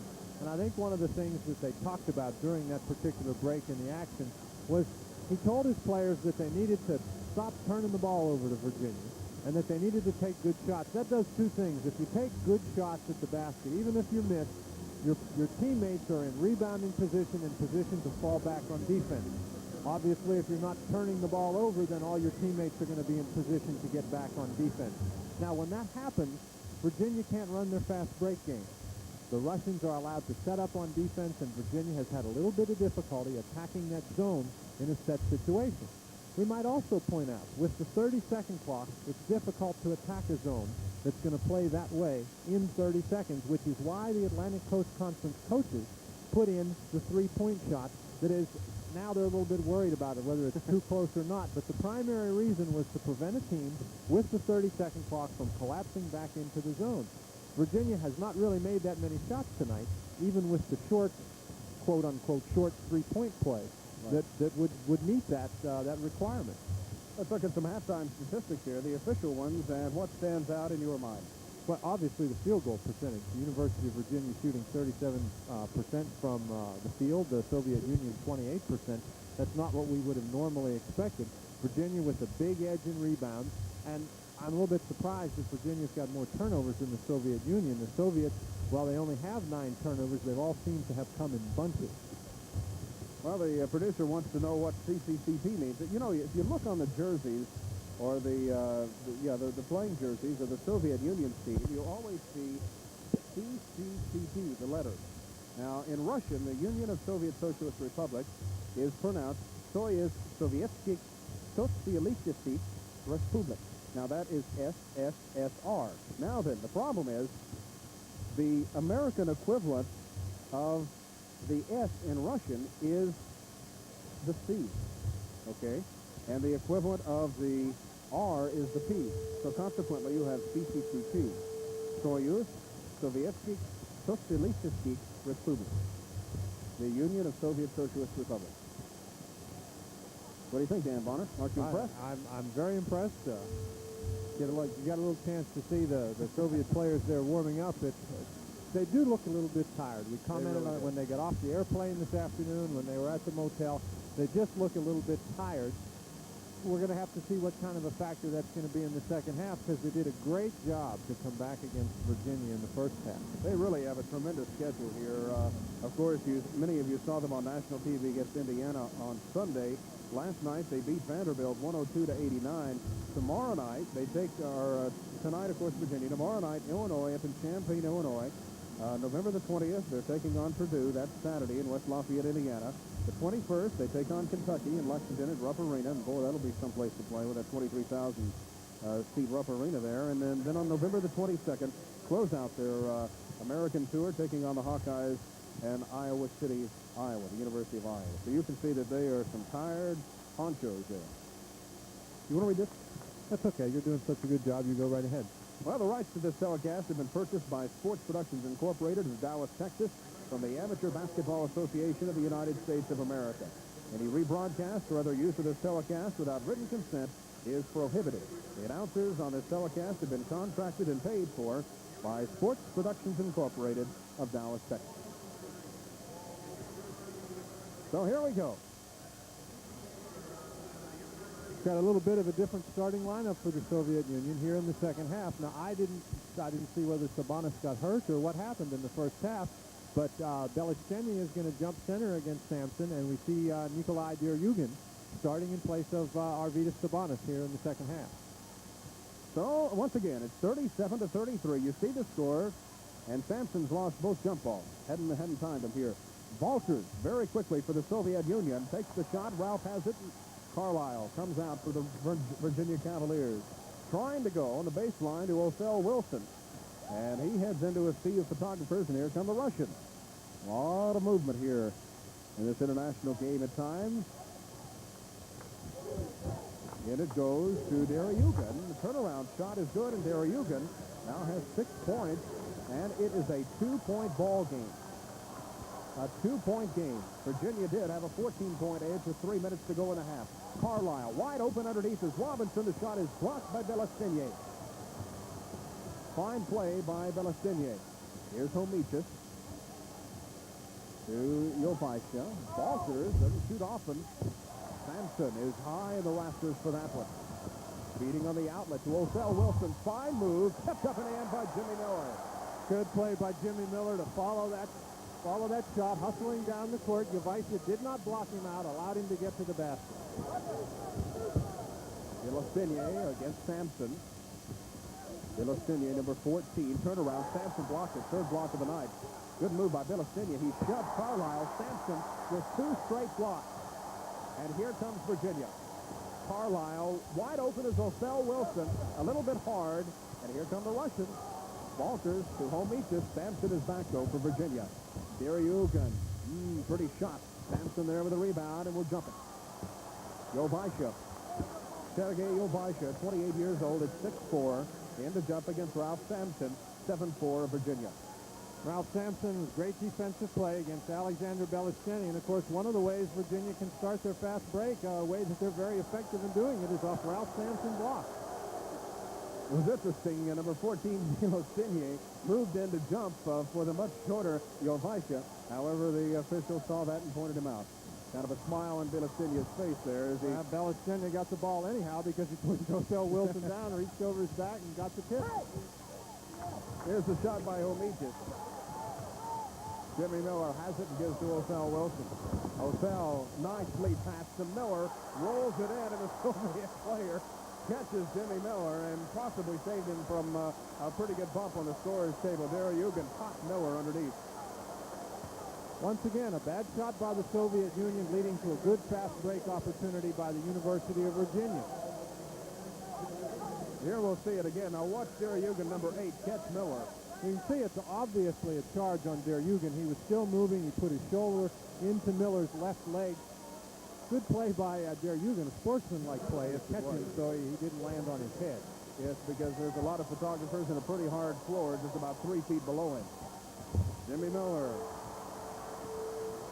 They say he could be one of the greater players ever at the University of Virginia before he's through. He's still got this season and 2 others. Now, Arvydas Sabonis is trying to get back into the game, but they cannot substitute when Virginia makes a free throw. That's right. Here's Derryugan on the side, and Derryugan now coming to life. Great He job. picked up two quick buckets. Robinson took steps, I believe. Yes, he did. Robinson receiving the pass from Othell Wilson took steps on the left side of the bucket. And here we go. 42-37, Virginia 5-point lead. Sabonis will come in the lineup when there's a break. Derryugan, Sampson pinned it on the backboard. It should be a goal tip, but no call. Virginia has it. Othell Wilson on the pass from Carlisle. Not a bad pass by Othell Wilson. Here's Valters all the way in. And Valters, that is his first basket of the night, Dan. He's averaging 10.3 points a game. They've done a good job keeping him from getting in good scoring position. 42-39. Robinson in the lane. Nice push-up. And there's a whistle on the inside, and we'll have a foul against the Soviet Union. Foul's going to be on Derryugan. Derryugan's not very happy about it. That seems to be the area of the Soviet zone that is open. That's that middle area right about at the foul line. Robinson takes advantage of it, turns very strongly to the basket. Derryugan comes and makes him change his shot, but Derryugan jumps into Robinson a little bit and gets the foul. Derryugan is making a point. I believe he's telling his coach, he showed him 4 fingers. I thought he was saying, do I have 4 fouls, but we only have him for 2. That could be wrong. He may have 3. So I believe in this situation, Robinson has 3 tries to make 2. And he'll need him. Robinson, normally about a 72-73% free throw shooter. Robinson just had a great year for the University of Virginia last year, much improved over the previous 2 seasons. And if Virginia is going to attain the heights that everyone is predicting for them, Robinson is going to have the same kind of year this year, if not better. Really got to take the heat off Ralph inside. Montclair, New Jersey is his hometown. Went to Montclair High School. Robinson has 1 of the 3 and his 3rd point of the night, and it's a 4-point Cavalier lead. Jovaisha gives it down quickly to Derryugan against Sampson, and he holds up. Here's Valters into Derryugan on a turnaround and a pretty shot. Derryugan is really coming to life here, Dan. Derryugan is an excellent basketball player, one of the leading scorers in the Soviet leagues. He's showing us why. And he's one of the fine players in America, and he showed us why. Ralph Sampson, his 9th point of the evening. Second slam dunk, if you like those. 16:47 to go in the game. 45-41 Russia. Trailing now, just 45-43. Jovaisha gets the basket, and he's in double figures for the Soviet Union. Carlisle to Wilson. Wilson at 6 feet and some tall timber out there. Here's Robinson for Virginia. And Miller picks up the loose ball, gives back out to Othell. 11 seconds on the 30-second clock. 7 seconds, 6 seconds. Wilson probably will take the shot. Nice fingertip lay in. Really good play by Othell Wilson. Nice soft touch right up above Sabonis, who is in good defensive position. Sabonis giving to Jovaisha. He runs out of trouble. And Carlisle is on him. He gives to Valters. Little weave back out to Jovaisha. Carlisle collapses. And he steals it. 1-on-1 against Homika. Back to Miller. Great court sense by Rick Carlisle. He forced Komitas to guard him and then flipped a little pass back to Jimmy Miller. Nice play. Alert play by Miller to trail him at just the right distance as well. Fine play by Virginia. Inside rifle pass that goes to Jovica. And a reverse layup by the 28-year-old. 12 points for him. It's 49-45. The pace picks up. Sampson had a shot blocked there. You don't see that very often. Well, Ralph really wasn't trying to shoot the ball. He went up and realized that Sabonis was in very good position, was trying to kick it back out, and Sabonis got a hand on it. Here's Robinson inside against Deryugin. Sampson has it underneath. He likes that. Sampson goes and he's fouled. The foul is on Valters. Sampson now with 11 points. The basket will count. They told us before the basketball game that Ralph had gained 7 pounds over last year, that most of it they felt was in his upper body, and we might get a demonstration here of just exactly what they're talking about. Robinson, maybe a little bit of a travel there, but he gets the ball up on the board. Sampson pushes Sabonis out of the way, gets the ball. Now watch him, he'll come up. He gets slapped by Jovica, and I believe they probably called the foul on Valters. So he got hit by 2 people, but had the strength to get the ball up to the basket. Valters, his second foul. There you see Gomelski not really happy with what's going on at the moment. Sampson is 7-4. All everything to just about every preseason poll is picked him as the college player of the year. Boy, Kent Needland was battling Deryugin for that rebound, and all he got was a very hard elbow in the face.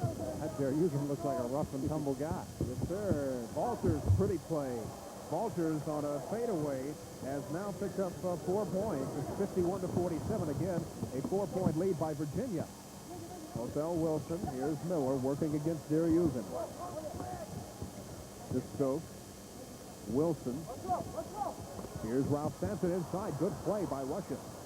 Here's Valters. 3-on-1. Pretty. Homitas goes up, but Kip Edlund fouls him as he went up, and that is the foul, the second foul on Edlund tonight, and I believe Homitas will stand at the line. One of the picture-perfect fast break. The Soviet Union got a man in the middle, got a man in each lane, got down the court. It was 3-on-1. Jimmy Miller commits way too early at the foul line. Looked like he was trying to pick up a charge. Edlund comes in at the last minute and commits the foul. Good hustle by Edlund to get back there, but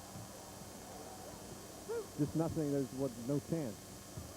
Homitas missed the first. Valdis Homitas is how you say his name. He's got 7 points on the evening, averaging 12 points a game and just about 4 rebounds per contest. He adds it, 8 points. Well, let's see. We have 14:29 left to play, and there's timeout. Yes, our score is Virginia 51, the Soviet national team 49. You are watching the best in international basketball.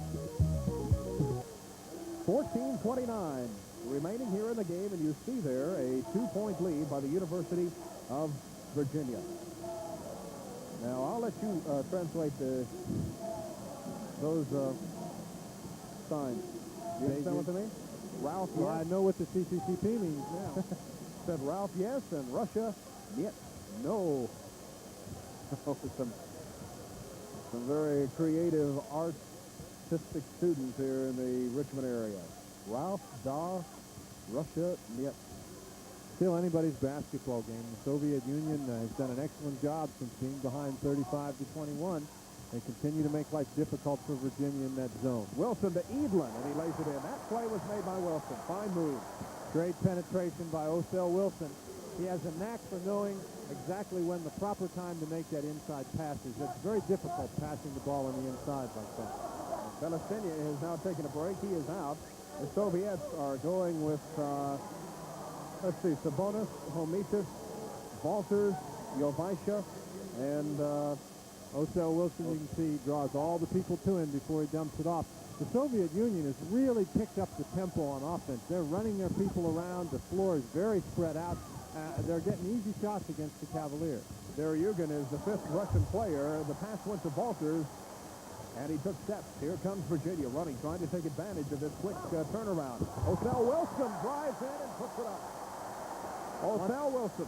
Once again, a Soviet turnover results in a Virginia transition basket. That's the way the Cavaliers are going to have to play if they're going to pull away from the Soviet Union. Here's Sabonis working against Sampson, who's in the lineup. Partially blocked, and Edlund comes down with it for Virginia. Kent Edlund. to Wilson. Miller trailing. He likes this shot, but that one's off. Sabonis, the young 17-year-old player, has the rebound. Some of the players, some of the fans start traveling on the Soviets. Nice pass to Jovicia. He laid it in, but we'll just have to wait and see on the ruling. Got an offensive foul on Nikolai Deryugin. Deryugin made one of the cardinal mistakes, whether it be an NCAA basketball or international basketball. He left his feet without anything really to do with the ball. He eventually made a nice pass. Here you're going to see him. He comes inside. He's doing a little turnaround move, but Miller's in great position. And it cost him a basket, because that was a fine play. It didn't matter, but Jovicia had a fine move underneath. Now Valters comes back in the lineup for the Soviets. Also in the game for Virginia, I believe, is Ricky Carlisle, and he is number 34. There you get a good look at Valters. Carlisle, and Valters is on him to Wilson, to Ricky Stokes, who has come in the lineup for Virginia. Wilson is wide open. Soviets went to sleep a little bit over there. Othell Wilson was alone. That's something we haven't seen too much of tonight. Wilson will hit that all night. Sampson takes down with a Sabonis shot. Here's Stokes, a fast break by Virginia. He tried to muscle it up and around, and Stokes hits the floor hard. The basket is no good. Stokes is okay, though.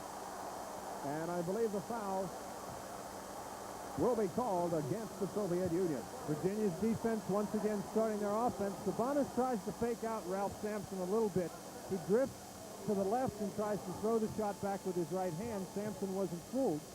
Got the fast break going. Ricky Stokes actually had about a 4-on-1 break. He elected to take the ball to the basket himself. Now he's going to get a couple of free throws, but I think if he'd have dumped the ball back, he may have had a dunk by Miller or Sampson or any of a number of Cavaliers who were coming down the court.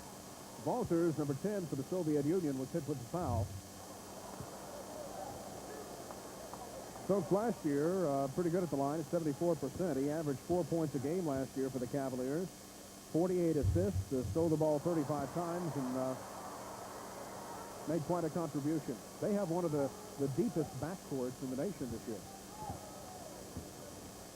with Carlisle and Stokes and Othell Wilson.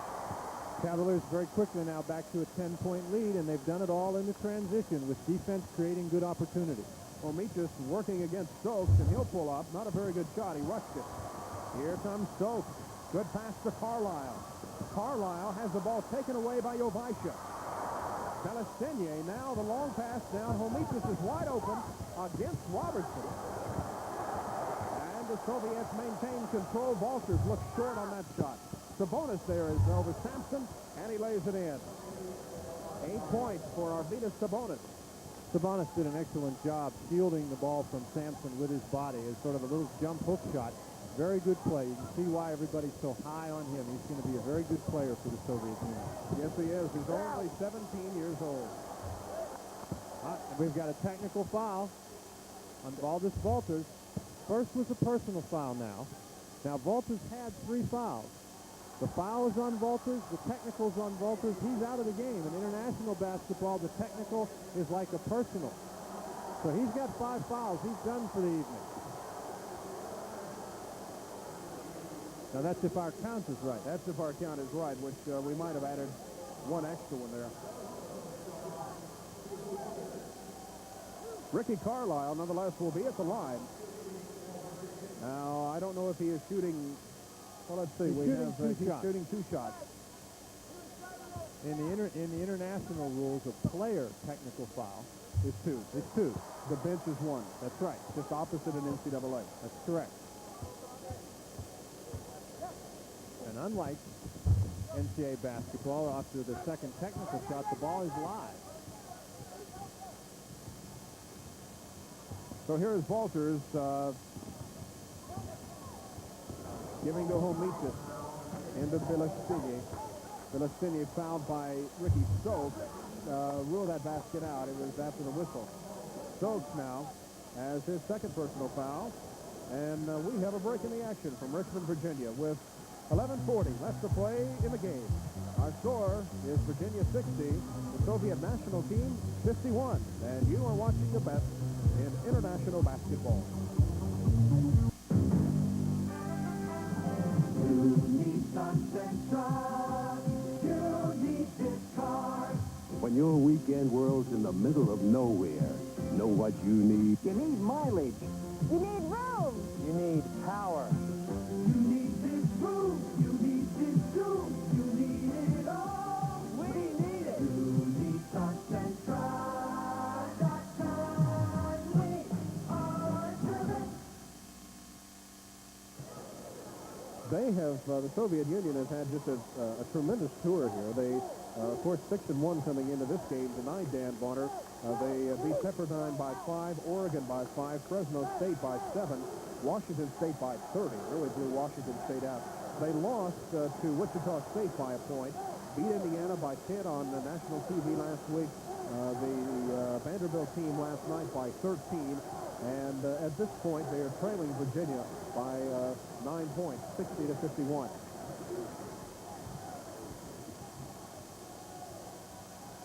Along with Dan Bonner, I'm Scott Hatch from the Richmond Coliseum. We welcome you wherever you joined us across the nation or in Mexico or Brazil or wherever you're watching the game. We welcome you to this international telecast.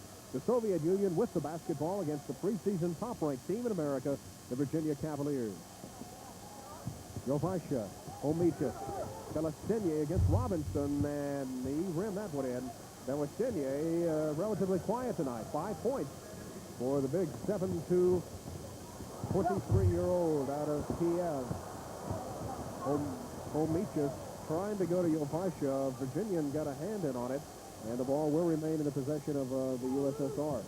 That's about the 4th or 5th real tough turnaround jumper that Ralph Sampson has attempted this evening, and they've all been short. Here's the hook pass into Homichis from Sabonis. And we have a whistle, a foul on Stokes, I guess. That's right. Yep. One of the things that the Soviet Union is doing right now is they're pulling Sabonis out. Sampson comes with him to guard him, and that leaves the middle a little bit more open. Ralph's not in there to block shots. And they're giving it to Belastinier, and Sampson's hit with a goaltend. That's a very, very good point. Apparently, that might be what they're trying to do. Move Sabonis out, and Sampson out, and then move Belastinier in. 7 points now for Belastinier after that goaltend. Rick Carlisle, I'm sorry. Soviet Union is back to within 5 points. They're back in a man-to-man. Carlisle. That's a really tough shot. Jovaisha was in good defensive position, but Carlisle faked him, got him up in the air. Here's the Soviet Union trying to get down the court. Sabonis wasn't paying any attention. The ball went out of bounds. And here's Virginia. Carlisle with 15 points for the Cavaliers. Robinson, he's going to take it all the way in. Nice little scoop shot by Craig Robinson. Saw an opening. Nobody came to pick him up. Nice job. If you don't like that, you don't like fried chicken. 10:09 to go here in the ball game.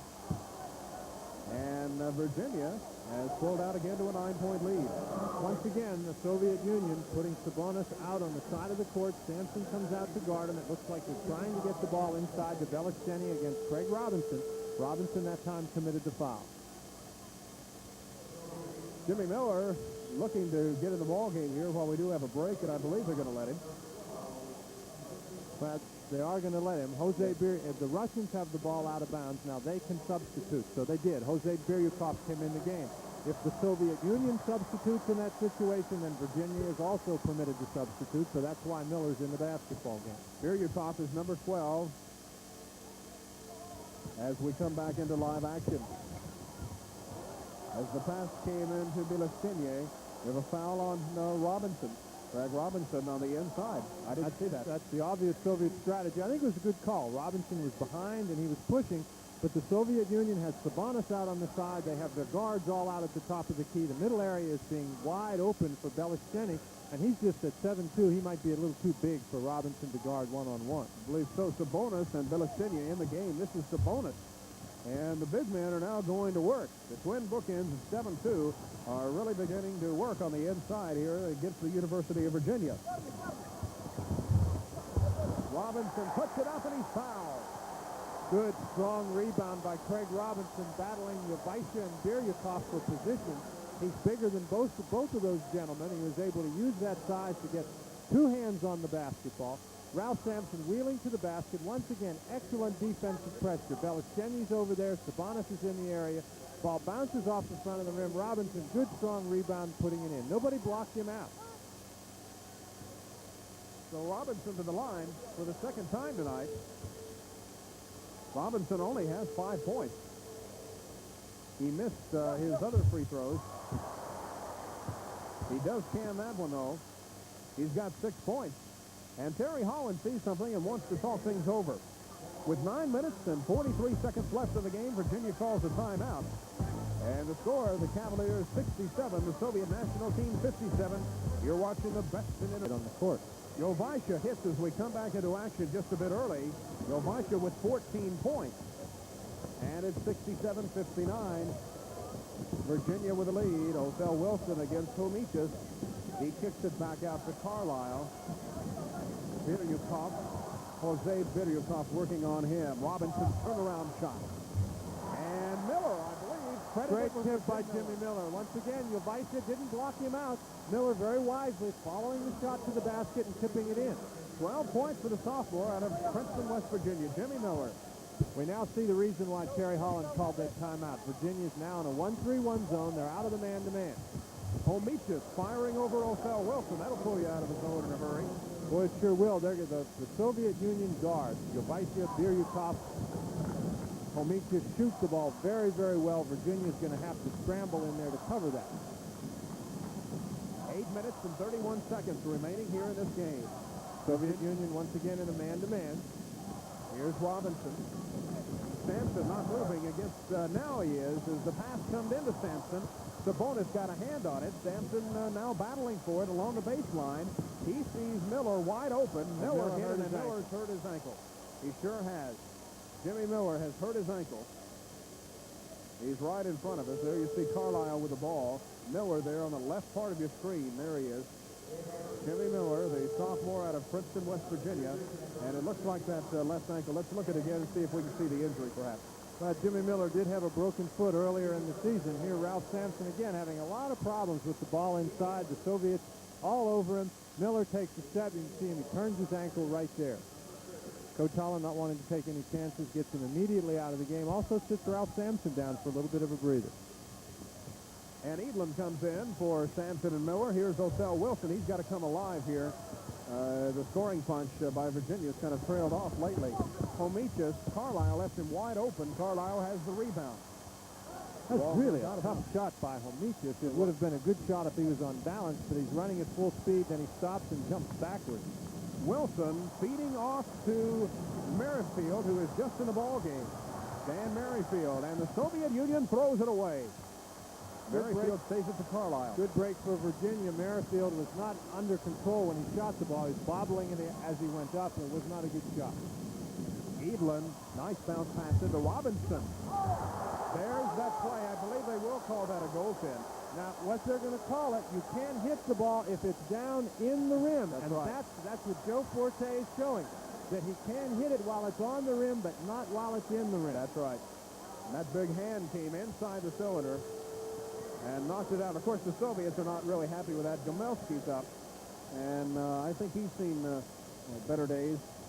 Gomelski really not happy with that. Who took that shot? Craig Robinson. Craig Robinson. Jovaisha answers. Tell you what, Jovaisha, 18 points. He's top point man here in the game. Robinson against Sabonis as the ball slipping out of his hand, and there is no foul. They say perhaps the Sabonis blocked it out, I guess. Virginia went to that 1-3-1 zone to clog up the middle a little bit, but the Soviet Union, they're hitting the shots from the wing, which are going to be the open shots against the 1-3-1. They're not shy at all about taking them. They've been making Virginia pay for the decision to go to that particular defense. Merrifield coming to Carlisle, and Biryukov on him. Robinson really doing a great job working for position down inside. Maybe he got tired of the fact that they were doing it to him down on the other end. He's working hard to get some down in. Othell Wilson showing while he was an all-ACC guard. Sabonis got it on the way up, and there was a foul on the inside now against Virginia, I do believe. Kent Edlin is the man who the foul is going to be whistled against. Just as we're talking about Craig Robinson, it looks like he has turned his ankle just a little bit, too. 3 Cavalier players around Bellischeni. He's a big, strong guy. That's bad play by Virginia. They're not going to take it from him. All they did was foul him. They need to get back on defense. Sampson comes back in, and I'm surprised to see Jimmy Miller back in the lineup. A lot of times with that type of thing, you turn your ankle and there's a great deal of pain right at the time you do it, but then you're okay just moments later. So here's Biryukov against Carlisle. Sampson high for the rebound. He was trying for Othell Wilson, but Valters simply came in, ran over Wilson. There was no call. You can probably hear the fans. And Valters has his 6th point of the night. And again, it is a 6-point Virginia lead. They are just hanging tough right now. Cavaliers 71, Soviets 65. Dan Merrifield, good move in there. Merrifield, not enough oomph on it. Didn't hold his mouth right, I guess. And here come the Russians. Valdis Valters, the point guard, to Biryukov. Virginia back to the man-to-man. Jovaisha to Bilestinier. Sampson blocks it out of bounds. Bilestinier got the ball inside, made a very slow move. It was very mechanical. He faked one way, dribbled the other way, coming back, gave Ralph Sampson plenty of time to get over, was right on top of the ball. While we were away, Jovaisha went up for a layup. Sampson is going to be charged with goaltending, and Jovaisha is on the floor. You see him there. Sergei Jovaisha did pick up his 20th point. You see him helped up.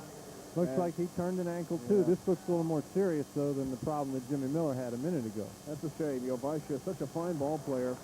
He'll get a hand as he comes out, and we won't see him anymore tonight. Sergei Jovaisha. That's the kind of thing I'm sure they're going to get him over to the bench and get some ice on it right away. They've got a tough schedule coming up. Jovaisha has 20 points tonight. He's played very, very well for them on this tour. They really need him the rest of the way. After Jovaisha's shot was termed good because Sampson was up to goaltend, the Soviet Union has now pulled to within 4 points. It is 71-67. 5 minutes and 43 seconds left in the game. They're still very much in the basketball game. Every time that it looks like Virginia is about to blow it open, there you see Jovaisha. Nice socks. What are you kidding me? Blue socks? I'm impressed. Boy, every time Virginia seems ready to pull away, the Soviet Union comes right back. Here's another steal. The alley-oop to Sampson didn't work that time. Valters getting to Homicius, and just over his fingertips, the Soviets will maintain possession. They say that Othell Wilson also got a hand in on it and went out of bounds. Excellent defensive help by Sabonis on that last play. He saw that Belistenia was in trouble, came and knocked the ball away from Sampson. That's the way they draw it up on the blackboard. Valters. Here's Sabonis. Arvydas Sabonis against Sampson, looking for Belistenia. Now Sampson has just a bit of the arm of Sabonis, rather, and the foul is going to be called against Big Ralph. Right, now Ralph's complaining about that, but I don't think he has a leg to stand on. He really knocked Sabonis hard. Sabonis on the floor. Here we go, Dan. Soviet Union really trying hard to get the ball inside to Bielosteny. That time Sabonis got the ball to come right back to him. Good break for him. He thought he had Ralph out of position. Took the ball inside. Sabonis, an excellent free throw shooter, and just as quickly as you say that, he misses one, but he's the best free throw shooter on the team, hitting 80%. Well, he's still got 2 shots. He has the chance to draw his team within 2 points. It is 71-67, 5 minutes and 9 seconds remaining. Sabonis with 10 points. He's got one more free throw.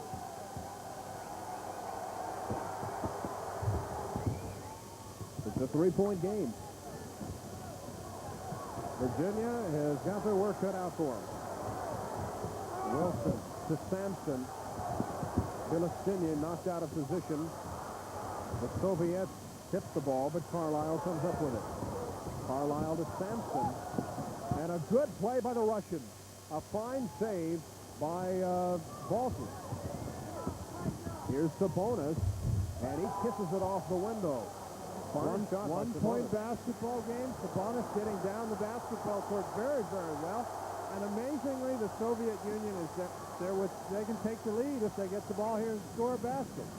Extremely impressive display by the Soviet Union, and they steal it again. Virginia is getting really sloppy here, but the Soviets turn around and throw it away. Wilson. Oh, pretty play into Stokes, and he's fouled by one of the big men. Belistinier, I believe, and Stokes scooted in from nowhere on that one. Soviet Union was a little bit out of position. They stole the ball. All their guards were headed down court. Wilson was able to take it, got Biryukov to commit to him. Stokes driving right between the big guys. Bielosteny gets him on the arm. The basket did not go in. There you get a good look at Ricky Stokes, a junior out of Highland Springs, Virginia. Last year, 74% free throw shooter, Dan. And he's got some big free throws now.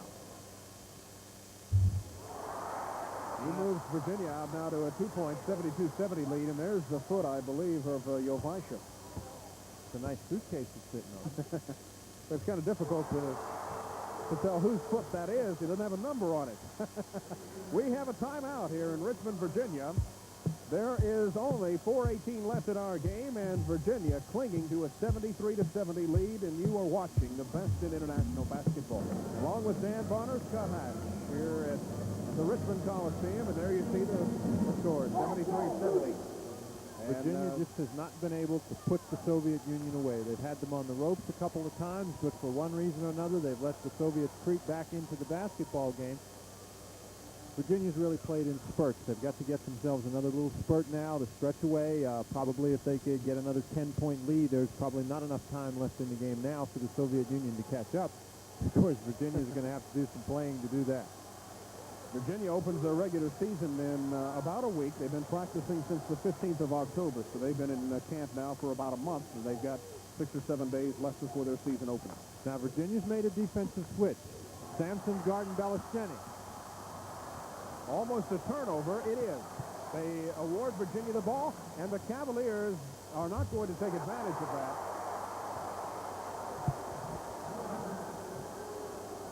They are going to negate that basket, and the officials have to touch the ball in that particular instance. Stokes into Carlisle.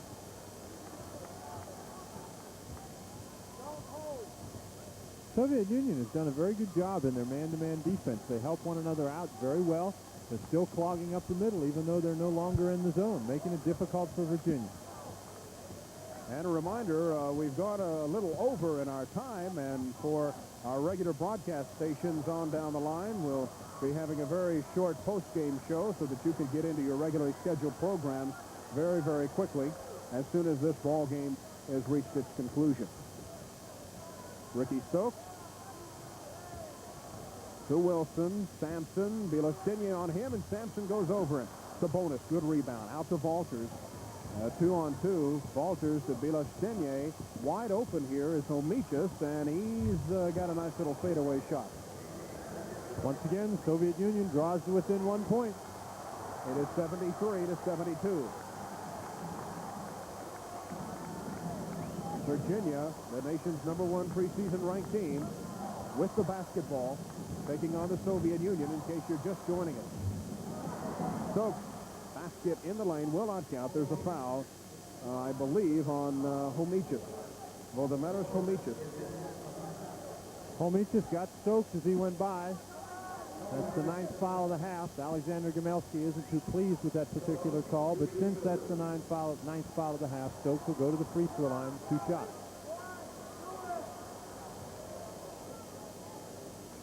Not really much of a foul there. You can see it. He reaches in across Stokes' body with his right hand. Even if he doesn't get him, it didn't look like he got him very much. The official is usually going to call that one. Stokes has been on the line a lot here in the last couple of minutes or so, and some very big free throws. And now he's only got 1 left. This is the bonus opportunity, so it's not 3 to make 2. If he makes this, the Soviets can tie it next trip down. Stokes, 5 points on the night. The crowd very concerned. It is 74-72, as you see. This game is really very physical. These guys out there are just bumping in a guard position. They're just really going after one another. Sabonis looking for Bielosteny. This is Biryukov against Carlisle. Homicius into Sabonis against Miller, a mismatch. And the Soviets have tied this ball game. 15 points for Arvydas Sabonis, and Gamelski likes the way things are going at the moment. 2:15 to go in the game. Miller going to Carlisle, and the Soviets have the basketball. And a chance to take the lead for the first time since very, very early in the basketball. First time in the game. Virginia jumped out 2-0 and then took off. Sabonis, here's the shot. He liked that one, but Sampson is high for the rebound. Sabonis, you can see him there, getting up very slowly in the background. really took a spill into the table. Othell Wilson score tied at 74. Sampson tipped it, but here comes Russia. Valters to Holmechus. Tipped up, and no, will not fall. Biryukov looked like he had it. Carlisle has it for Virginia. Carlisle drives all the way in. The shot blocked by Sabonis. We head the other way. Biryukov all the way in, and he's fouled. And everybody on the Soviet bench is up on that one. They wanted to make sure that that foul was called. End-to-end action. Great defensive play down on the Soviet defensive end by Sabonis and Bielitsyny. They were defending against the 3-on-2 break. They did not commit. Carlisle made a mistake and got the shot blocked. Here you see Biryukov coming in and getting fouled by Othell Wilson. Now this is 3 to make 2. Biryukov has hit 3 of 4 free throws here in the November series, the November tour that the Soviet Union has taken. Biryukov makes them both, and Russia leads for the first time tonight. There you see the time. Now we just watch. Here's Miller. To Othell Wilson. Big basket by Othell Wilson. Virginia standing around a little bit. Looks confused on offense. 1 minute to go in the game. The Soviets will take all the time on this one. Soviet Union trying to get the ball to Sabonis. Holmechus answers with a basket. That is a big one, his 12th. 45 seconds. Othell Wilson for the University of Virginia forces up a bad shot, and the Soviet Union has it. Holmechus checks the clock, sees 34 seconds on the overall clock, 26 seconds on the shot clock. They're going to go for one. Gamelski, you can see him there, is at center court. He's up. You see the man there in the suit on the bottom of your screen. He's right out there with him. 15 seconds.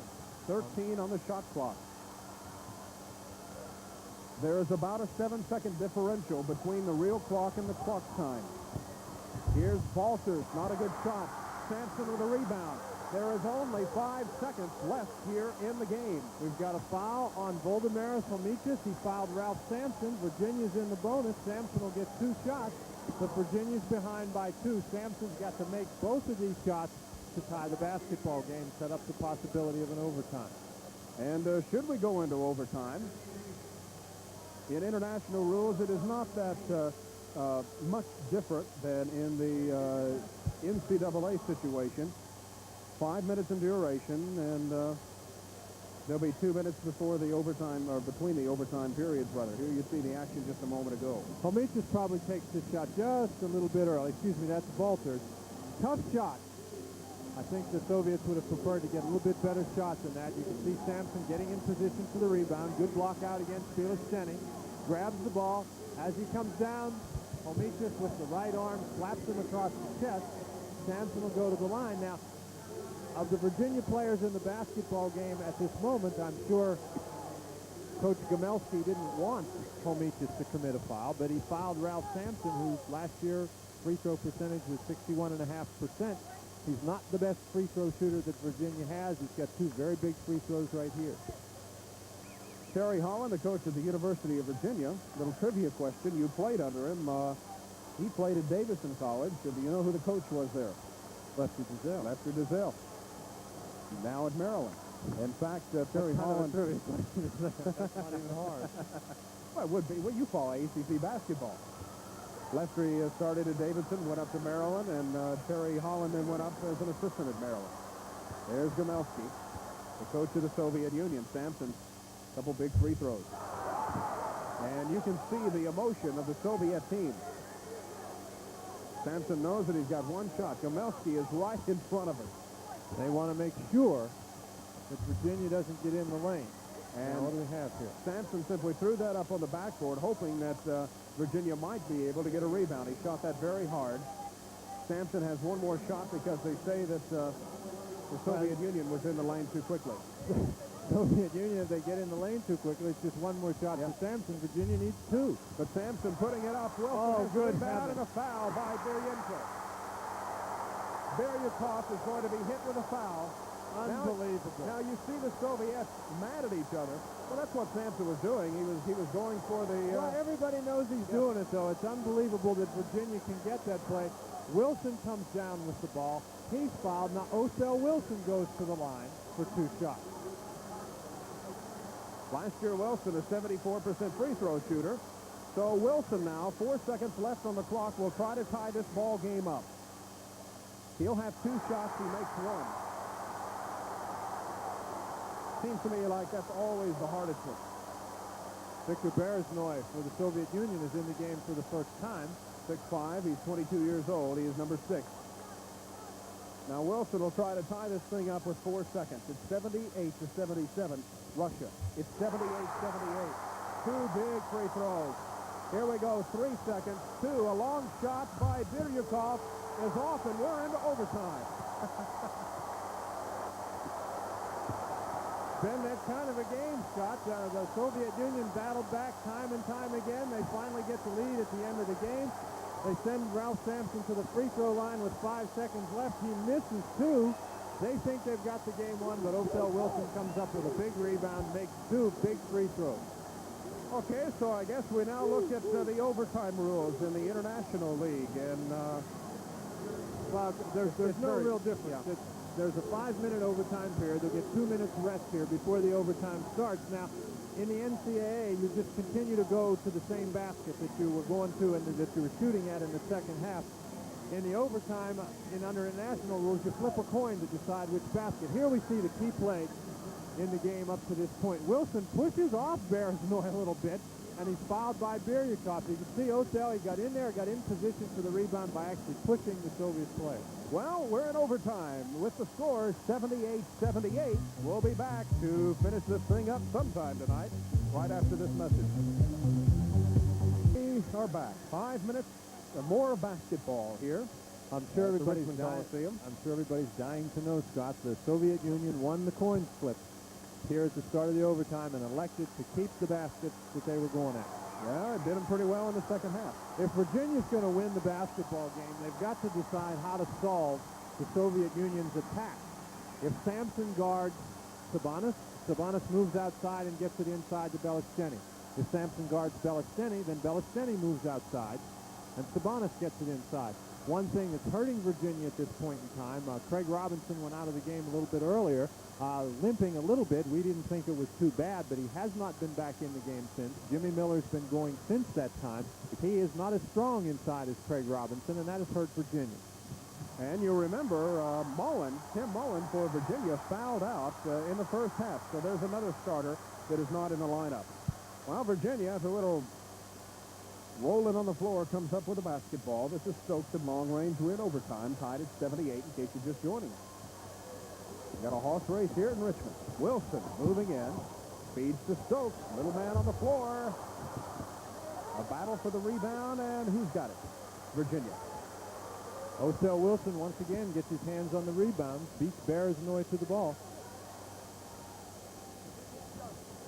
Virginia playing, with the exception of Sampson, of course, and Miller, they're playing a very small lineup. They've actually got 3 guards in the game. This is Miller.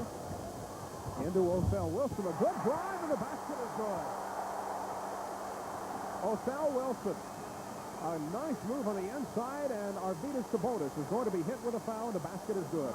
Virginia actually turning the tables on the Soviet Union a little bit, playing with 2 post guys inside, running their outside people around the post men, picking them off on the inside, getting open. Here you see it. Miller with the ball at the top of the key. Wilson is running around. He's out of the picture right at the moment, but he's going to come around Sampson's screen. Trailed by Valters, gets inside, fouled by Sabonis. Othell Wilson scored 5 big points here in the last couple of minutes. He sure has. A couple free throws and 3 points there as the basket was good. And his free throw equally as good. It is a 3-point Virginia lead now. We've played a minute in overtime. Here's Valters. Sampson is there. Sampson has the rebound, and he's got a handful tonight. Carlisle to Wilson. Biryukov on him. He feeds back out to Carlisle. Left side, a shot will not fall. Sampson backs it out. Carlisle's got it, and the 30-second clock starts again. From the side, Wilson's shot is short. Bilistinier over Sampson to give it to the Soviets. He kicks it out to Valters. Stokes quickly comes up with the basketball, and he puts it up. Valters with the foul, and Russia is hot. Valters throws the ball high, lands right behind us, and that might have cost him the ball game. Well, I don't know whether it cost him the ball game, but it certainly cost him Valters' services in the ball game. Alexander Gmelski is really upset, and he has reason to be. Ricky Stokes got away with 2 that time. When he stole the ball, he kicked it. He put his foot down. He got the ball on his foot. Gmelski's complaining about that. As they brought the ball up the court, he took the shot. He missed it. As he went for the rebound, he actually pushed Valters away with his arm. They called the foul on Valters. Now, Valters, that's another technical foul. For sure, he's gone now. That personal foul was his 5th. The technical foul was his 6th. So now they're talking with Terry Holland, and there you see Gmelski. And I think that you're absolutely right. Gmelski was upset about the kicking up there of Ricky Stokes. And he had every right to be. I think that was an obvious kick right there. I mean, Stokes is so quick that the official dismissed it because his hand was down there as well as his foot, but he did get it with his foot. The Soviet Union sort of is in a bind right now. Jovaisha has sprained his ankle, and he's out of the game. Valters has fallen out of the game. Now into the game is number 9, Valdis Valters, who has played very little in this tour. Bereznoy the same way. Bereznoy's been in 6 games prior to tonight. He still hits one. But Bereznoy has not played very many minutes. Tahanyenko has played hardly at all. Stokes will look to give Virginia a 5-point lead, and that he does. Stokes with 7 points. And Russia now has got a lot of work in front of them. Biryukov to Sabonis. Back to Biryukov. Inside. Bilistinier. Sampson backs it away. Virginia's got it. Sampson and Bilistinier getting tangled up in there. We've got another technical foul is going to be called against Bilistinier. He thought that a foul should have been called against Sampson, and Bilistinier will now head over to... that's 5 on Bilistinier. He had 3. They called the personal foul on him. He and Sampson were tangled up down there. I didn't exactly see what happened, but they called the personal on him. As you say, I think he felt that Sampson should have been charged with a foul, so he complained about it. They hit him with a technical. Let's look at it, and then, of course, the technical foul is the 5th. Sampson got away with one just before we pick it up there. He really slapped Bilistinier on the arm. Now, here they're scrambling for the ball. Sampson's trying to get up, and he's got him by the arm. He really is holding him. It's a good call. Bilistinier got him there with his arm around Sampson's ankle. So Gmelski might be writing this one up for history tonight. He's not too happy about Well, now they're stopping the game here. The official score is saying that the fellow who just came in the game is wearing number 15, and indeed he is. But he's got a little piece of tape that on where you have the open spot on the 5. Gmelski knows it, and he's laughing about it. He's got a piece of tape that makes it look like a 6. Now, number 16 is Sergei Devyenko, but he's using Voldemiras Homicius' shirt with a piece of tape on it so he can be number 16. Now, I think they're going to let that go. Coach Holland's not complaining about that. It's the official scorer who's being very alert and noticing. There you get a good picture. There you see the That's tape. a piece of tape. We've seen about everything here. I think the smile by Gmelski makes the night for me. 3:12 to go here in the game. It's 84-78. Virginia has, there you see Bilistinier. He is out of the ball game. The Cavaliers in overtime have the lead. Sabonis is wide open, and you can't leave him out there. Now, that's 2 of those he's hit tonight. I don't think he'll hit that shot if somebody's out there guarding him tightly. But Sampson has let him shoot 2 of those. He's had plenty of time to get set, and he is a very good shooter with a nice touch. So here's Stokes to Wilson. Miller really in a shoving match on the inside. Carlisle feeds into Sampson over Sabonis. Sampson battling for the rebound. That's a good shot inside by Ralph Sampson, that hook.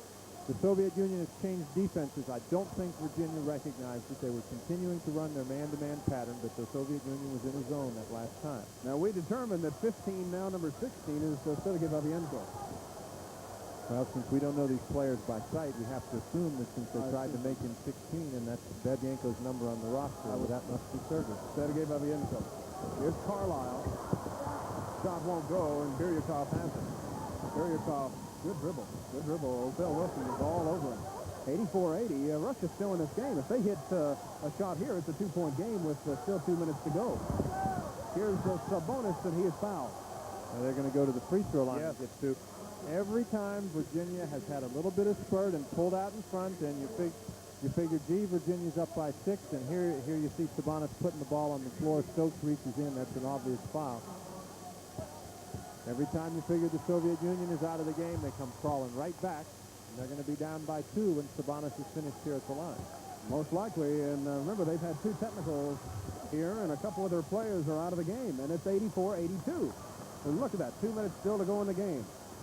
Here's Othell Wilson and some tall timber inside. Sampson with a fine play, his own rebound, and if there's not a foul at all in there, but Sabonis comes out with it. He feeds to Valery Tahanyenko. Tahanyenko back to Biryukov. And you're right, Dan Bonner, we've seen about everything. Tahanyenko coming in off the bench and hit the big one, and it's all tied up. That's the first bucket for Valery Tahanyenko. Carlisle, Stokes, and Wilson. We're at the Richmond Coliseum, and Virginia is having some struggle with the Soviet Union. It's tied at 84, and we're in our first overtime. They leave Wilson alone. He hit that shot earlier tonight, but not this time. Great block out by Sabonis. He got right there, got his back into Ralph Sampson. Was able to, he didn't get the rebound himself, but he was allowed the Soviet Union to control it. And now the Soviets are a little bit up because they've got a 30-second clock, and it's tied. Here's Biryukov against Stokes. Sabonis has really done the job on offense as well in the second half. Tahanyenko, who just hit a fine shot, good move inside. Sampson goes high for the rebound, and we have a whistle and a jump ball on the inside. Miller hit the floor, and there you see just about the rest of the contingent on the floor.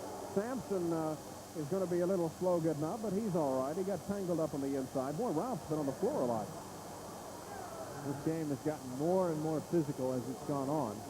And all the Virginia people are more than a little bit concerned right now as Sampson stays down on the court. Yes, sir. Sampson does get up, though. Coach Holland has just asked for a timeout.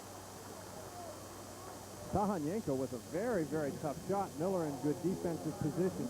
Sampson gets up and gets it. You can see. And then no foul in international basketball. International basketball, of course, much more physical, and Terry Holland sees an 84-84 score. And this has turned out to be some ball game.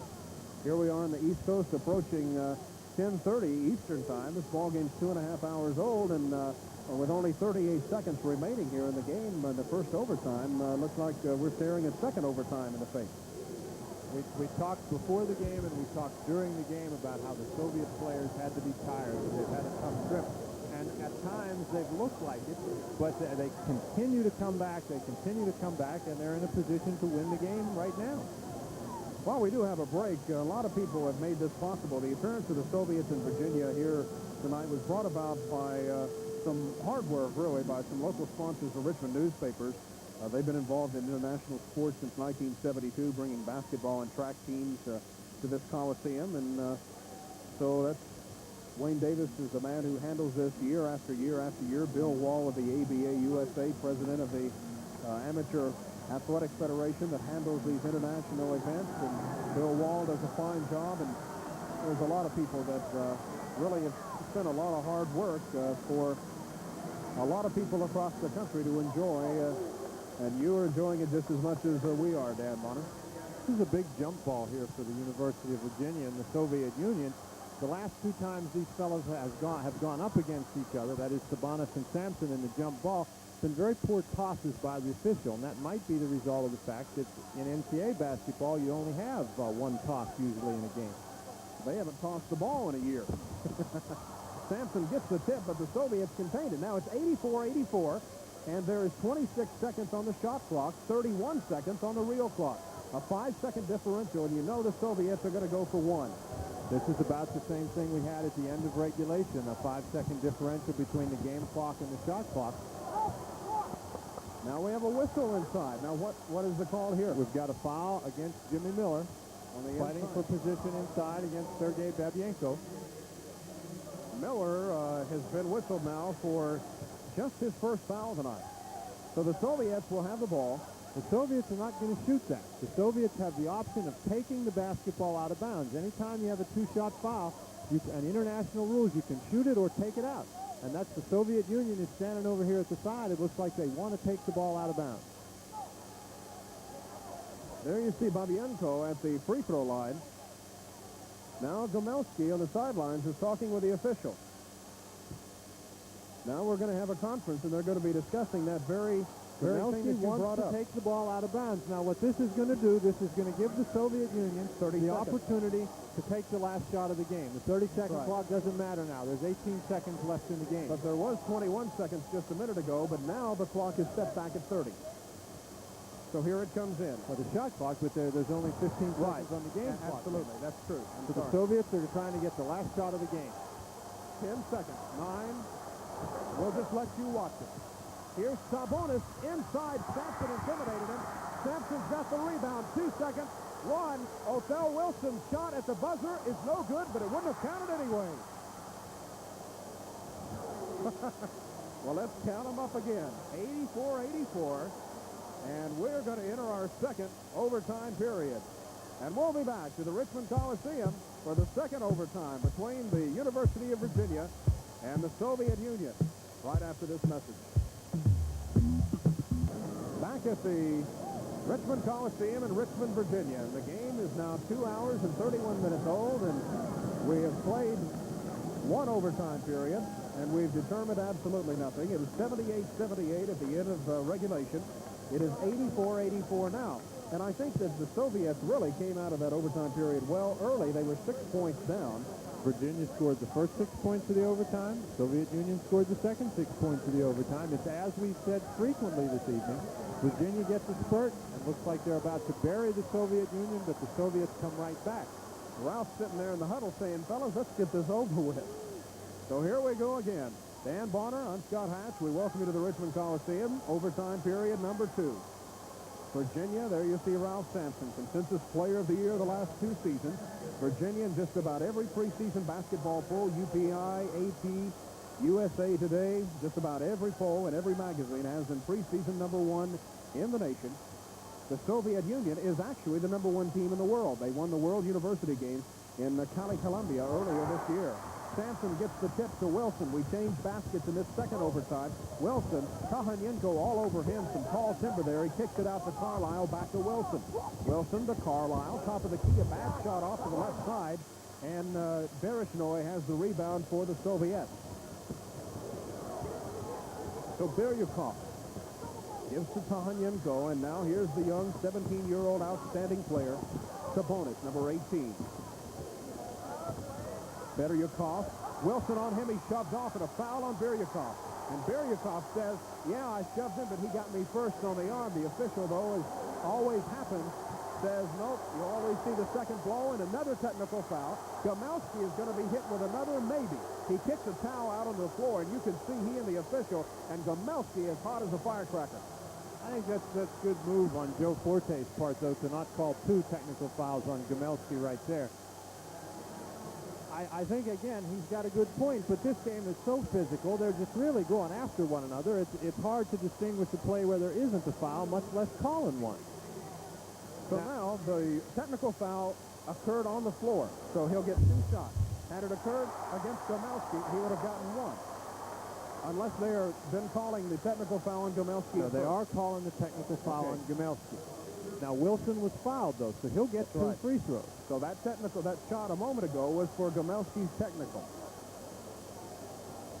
I don't think so. I think what they've done, Wilson was the player who was fouled, and that's what the referees are discussing now.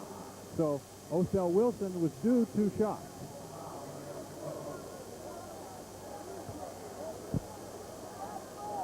All right, now Gomelski's not happy with it. He says 1 shot, the foul was on him. Now The foul is on Gomelski. If a technical is called on the coach, It's a one-shot foul, and then it's possession, and that's exactly what Gmelski is saying. Now, I think what the officials are trying to tell him is that there's 2 shots for Wilson's foul because on the floor. On the floor, and then the technical foul is 1 more.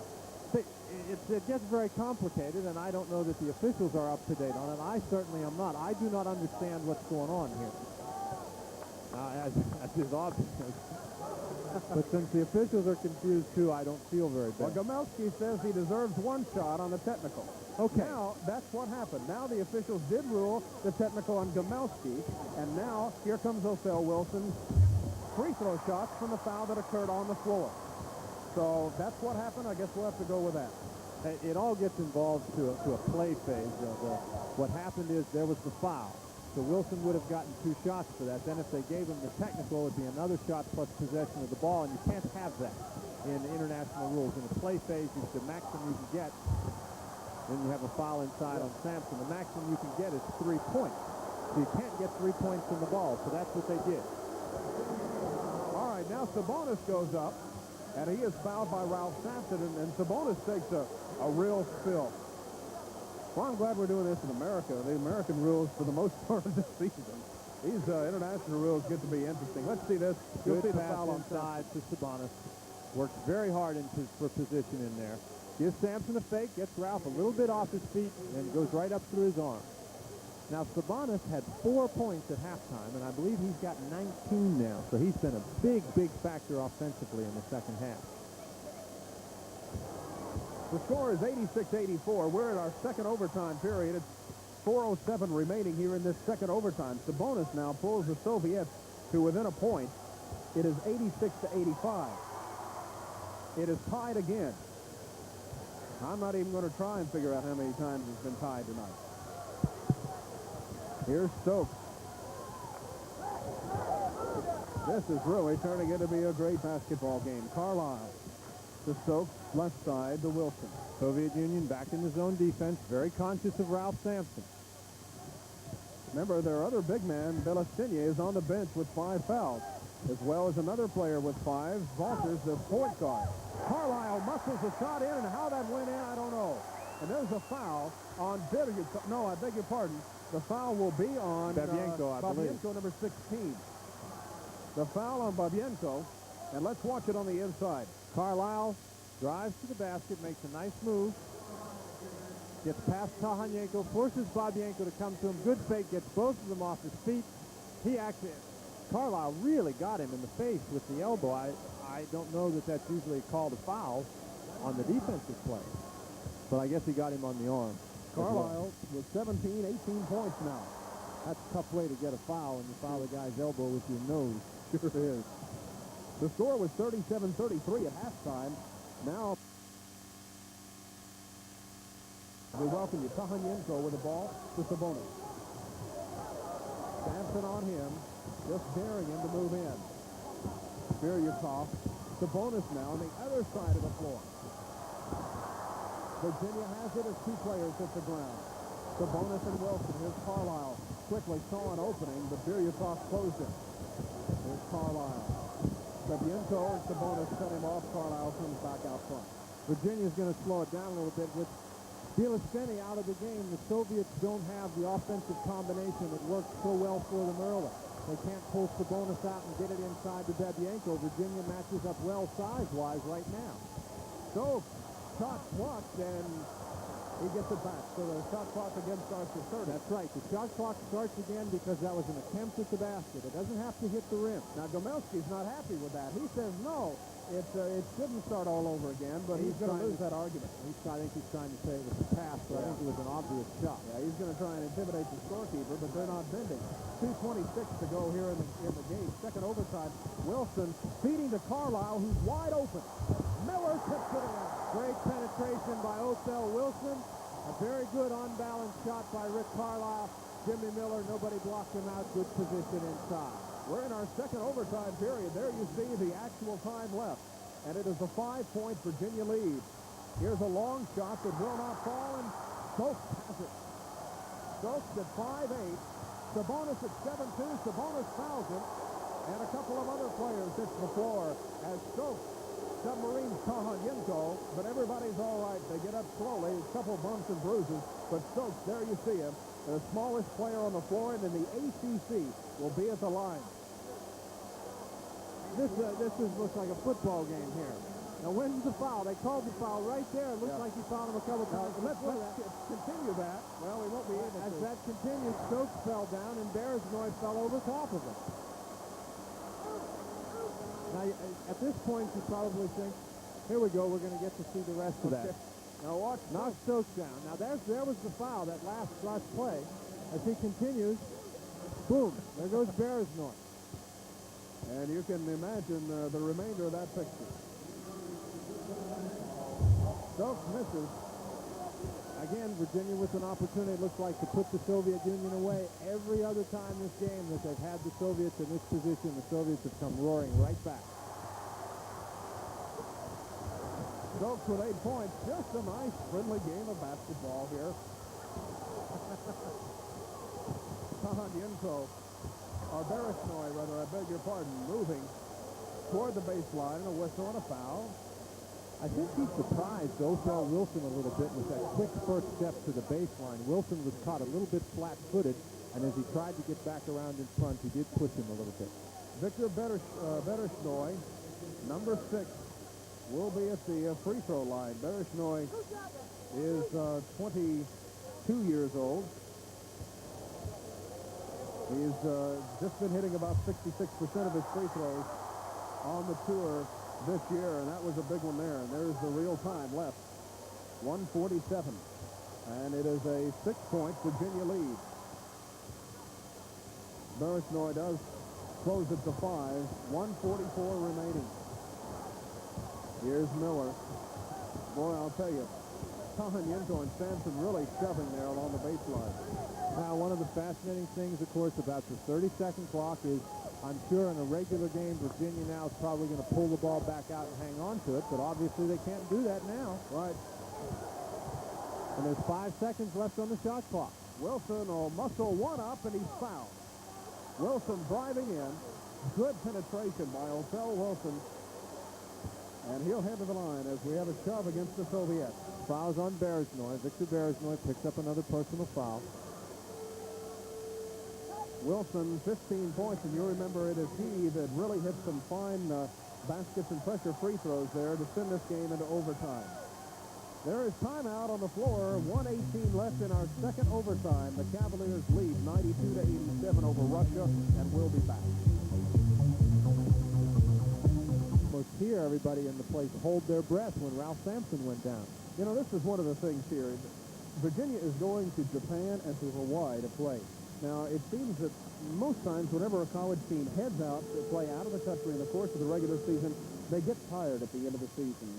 What do you think about that? Going to Japan here in about a month, and they'll be gone for about a week and a half there. Well, it's good. I think it's a good opportunity for them. I don't know that they'll get tired. I think they should enjoy that trip. Well, with the trips to Japan and Hawaii for the University of Virginia in the regular season, along with the ACC battles, these are going to be some tired youngsters here by the end of the year. And, of course, they're getting their workout here tonight in this exhibition game against the Soviet Union. And Wilson misses. Sabonis has gone out of the game. We've got a new player in for the Soviet Union. Yuri Zhukanenko, number 4, has come in for him. They've got a very small lineup in there right now. Yuri Zhukanenko, 6'6". He's 24 years old. He is number 4. Wilson hitting a couple of free throws. And that should about put the game out of reach. 1:15 left. This is Tahanyenko to Biryakov. Long shot, will not fall. Sampson has it. And Virginia now can relax for the first time this evening, and the fans know it. We're down under a minute to play. Virginia with a 7-point lead. Well, it does look like the Soviet Union is going to lose the basketball game, but I think you have to give them a great deal of credit. What an effort they've displayed tonight in the middle of a real tough tour, in the middle of a trip that's just they've got to be very tired. They could have quit many, many times, and they just did not. Miller, now that was the shot clock you saw. We still have 37 seconds remaining in regulation play. Miller did muscle the shot up, but it was after the shot clock expired. Now there is your real clock in actual ticks of the seconds here in the final moments of this basketball game. Virginia has the rebound, and they've got the victory. Now just listen to the fans. Well, they're standing and applauding, I think, what has been a great basketball game. I'm sure a lot of the ovation is for the Union of Soviet Socialist Republics. The Russian kids have done a great job. They've played hard. They've never quit. As we say, they've had more than one opportunity to do so. Kahanyenko is going to be hit with a foul. Dan Merrifield will be coming in the lineup. He is number 51. You'll see him coming into your screen. Ralph Sampson's going to come out of the ball game. And listen to the ovation. Terry Holland clearing his bench now. Kenny Lambiot is also coming in. Othell Wilson heads out. Ricky Stokes heads out. And Dan Newberry will come into the ball game. Doug Newberg, rather. Now, Virginia's got the option on any two-shot foul, whether to shoot it or take it out. They've exercised the option to take the ball out of bounds. They're not going to shoot it. So Carlisle looking, gets it into Newberry. Newberry to Kenny Johnson. 6 seconds. 5, the shot out of bounds, and the Soviet Union will have the basketball. There's only 3 seconds left here in the game.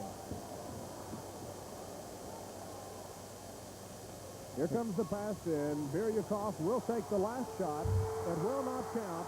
And Virginia has won this game, and it was a long time coming.